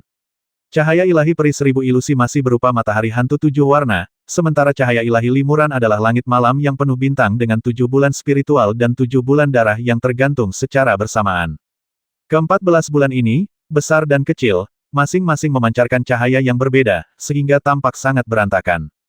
Peri Qianhuan membuka matanya dan berkata dengan takjub, langit malam berbintang, ini berarti cahaya ilahimu masih bernuansa gelap. Tapi, ada apa dengan semua bulan yang berbeda ini? Limuran masih menutup matanya dan berkata, jangan khawatir, cahaya ilahi sedang berubah. Benarkah? Peri Qianhuan terkejut. Ia menutup matanya dan terus merasakan cahaya ilahi leluhur Limuran. Secara bertahap, ketujuh bulan spiritual bergabung bersama untuk membentuk bulan spiritual yang lebih besar dan hampir pada saat yang sama, ketujuh bulan darah juga bergabung satu sama lain untuk membentuk bulan darah besar yang suram seperti darah. Sangat jarang melihat perubahan yang begitu nyata pada cahaya suci lubang leluhur, dan Peri Qianhuan sangat terkejut. Bukan hanya itu saja, bulan spiritual dan bulan darah benar-benar perlahan-lahan saling tumpang tindih dan berangsur-angsur menyatu. Setelah waktu yang tidak diketahui, bulan roh dan bulan darah menyatu menjadi satu bulan kelabu, memancarkan cahaya kelabu yang samar. Peri Qianhuan mencoba mengamatinya dengan saksama, tetapi ia tidak dapat melihat dengan jelas. Peri Qianhuan terkejut dan bergumam, kalau aku tidak salah, ini mungkin bulan purba yang legendaris. Mungkinkah cahaya suci yang kau pancarkan saat ini adalah cahaya purba yang legendaris? Limuran tersenyum tipis ya, seharusnya cahaya primordial yang bisa digunakan untuk mengolah roh dan ibel. Namun, cahaya primordialku lebih merupakan atribut gelap. Mungkin hanya jika aku mendapatkan cermin perunggu lain dan menggunakan metode yang sama untuk membuka cahaya ilahi lagi, aku bisa menggabungkannya menjadi cahaya primordial yang sejati dan utuh. Cahaya kekacauan primordial sangat penting. Menurut catatan sejarah, 13 alam kultivasi abadi dapat dibagi lagi menjadi alam kultivasi sejati, alam kultivasi abadi, dan alam kultivasi Dao. Alam-alam ini berhubungan dengan tingkat kultivasi tertinggi di alam bawah, alam manusia, alam tengah, alam roh dan alam ibel, dan alam atas, alam abadi. Alam kultivasi Dao adalah alam yang dicapai setelah mencapai alam abadi, dan dapat dibagi menjadi 4 alam abadi sejati, abadi emas, abadi surgawi, dan abadi Dao. Meskipun Limuran dan yang lainnya tidak mengetahui arti spesifik dari keempat alam ini, mereka telah melihatnya dalam kitab-kitab klasik. Dewa sejati dapat dibagi lagi menjadi 3 alam kecil Sangxian, Yuxian, dan Taixian, sementara Dewa Emas dapat dibagi lagi menjadi 3 alam kecil Daluo, Tai, dan Hunyuan, yang agak mirip dengan para kultivator Dewa Emas tahap awal, tengah, dan akhir. Alam kultivasi Dewa Emas primordial adalah alam tertinggi di bawah Dewa Surgawi. Konon, cahaya primordial juga terkait dengan alam ini. Jadi meskipun mereka tidak mengerti mengapa, keduanya tahu bahwa asal-usul cahaya Hunyuan ini memang sangat penting. Kemudian, Limuran mencoba memobilisasi energi Ibel di sekitarnya dan mempraktikkan teknik-teknik tanpa nama. Semuanya berjalan lancar dan alami. Limuran sama sekali tidak merasakan penolakan atau ketidaknyamanan, seolah-olah ia memang seorang kultivator Ibel. Haha, selesai. Seru Limuran gembira, metode ini benar-benar ampuh. Mulai sekarang, baik di dunia Ibel maupun dunia roh, aku bisa berlatih seni tanpa nama tanpa batasan apapun. Seni tanpa nama ini memang teknik tingkat tinggi yang melampaui batasan roh dan Ibel. Teknik ini bisa dipraktikkan baik menggunakan energi spiritual maupun energi Ibel. Huan Li, selanjutnya aku akan menahbiskan jimat itu untukmu. Limuran membiarkan cermin ajaib menyerap lebih banyak cahaya bulan, lalu mengajari Perikian Huan cara membuat jimat penahbisan. Bahkan seorang manusia biasa pun dapat menguasai metode ini setelah berlatih selama 3 hingga 5 tahun. Bahkan lebih mudah lagi bagi seorang kultivator tingkat tinggi seperti Perikian Huan. Perikian Huan menusuk jarinya, memeras darah, dan menarik jimat pentahbisan sesuai dengan rune cahaya cermin.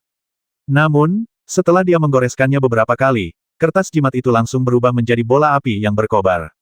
Ada apa? Limuran mengerutkan kening. Ia melihat proses Perikian Huan menggambar jimat pentahbisan dengan jelas dan tidak ada yang salah. Bagaimana mungkin kertas jimat itu tiba-tiba terbakar dan rusak?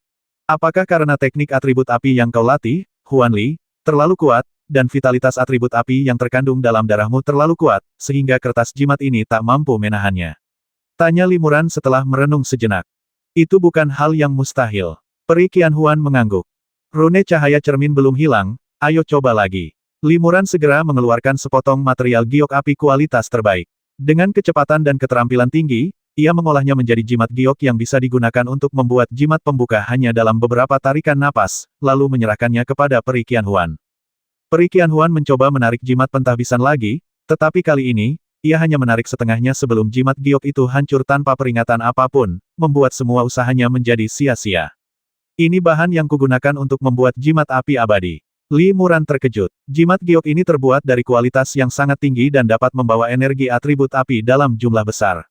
Dengan kata lain, kegagalan Huan Li dalam membuat jimat konsekrasi bukan karena bahan jimatnya, juga bukan karena kekuatan sihir atribut api yang terkandung di dalamnya. Keduanya mencoba beberapa metode sekaligus, tetapi tidak ada satupun yang berhasil membantu Perikian Huan membuka kembali cahaya ilahi baru. Perikian Huan sedikit mengernyit dan berkata, sepertinya semuanya tidak sesederhana yang kau dan aku bayangkan. Meskipun kedua cermin ini merupakan satu set harta karun yang lengkap, keduanya saling tarik-menarik dan, sampai batas tertentu, saling tolak-menolak. Aku adalah seorang kultivator manusia yang lahir dari roh cermin yang satunya, dan aku mungkin tidak bisa menerima pentahbisan cermin ini. Atau mungkin aku perlu memiliki kedua cermin ini untuk mentahbiskannya kembali. Mungkin memang begitu. Limuran mendesah pelan. Ia juga bisa melihat bahwa ketika ia menggunakan cermin ajaib untuk membuka cahaya ilahi bagi Perikian Huan lagi, berbagai fenomena penolakan yang luar biasa memang muncul, yang sama sekali berbeda dari ketika ia membuka cahaya ilahi itu sendiri. Limuran sedikit kecewa. Ia benar-benar ingin tahu seberapa kuat efek magis kedua cermin itu jika digabungkan. Setidaknya, teknik rahasia tanpa nama yang tersusun dari rune pada dua cermin itu sangat dahsyat dan cahaya suci yang dilepaskan oleh dua cermin itu secara bersamaan pastilah sangat luar biasa. Namun sayangnya, dengan kultivasi, metode, dan pengetahuan Limuran dan Perikian Huan saat ini, mereka sama sekali tidak mampu melakukannya. Benarkah Huan Li tidak bisa berlatih di dunia sihir? Limuran mengerutkan kening. Itu belum tentu benar. Perikian Huan tiba-tiba berkata, alasan aku tidak bisa mengolah energi Ibel bukanlah karena bakat cahaya ilahiku. Melainkan karena aku sudah memiliki energi spiritual dan esensi sejati yang sangat murni di dalam tubuhku, yang agak tertolak oleh energi Ibel. Namun, jika aku dibantu oleh kekuatan Hunyuanmu, aku seharusnya bisa menyatukan energi spiritual dan Ibel dalam tubuhku seperti yang kau lakukan sebelumnya. 970.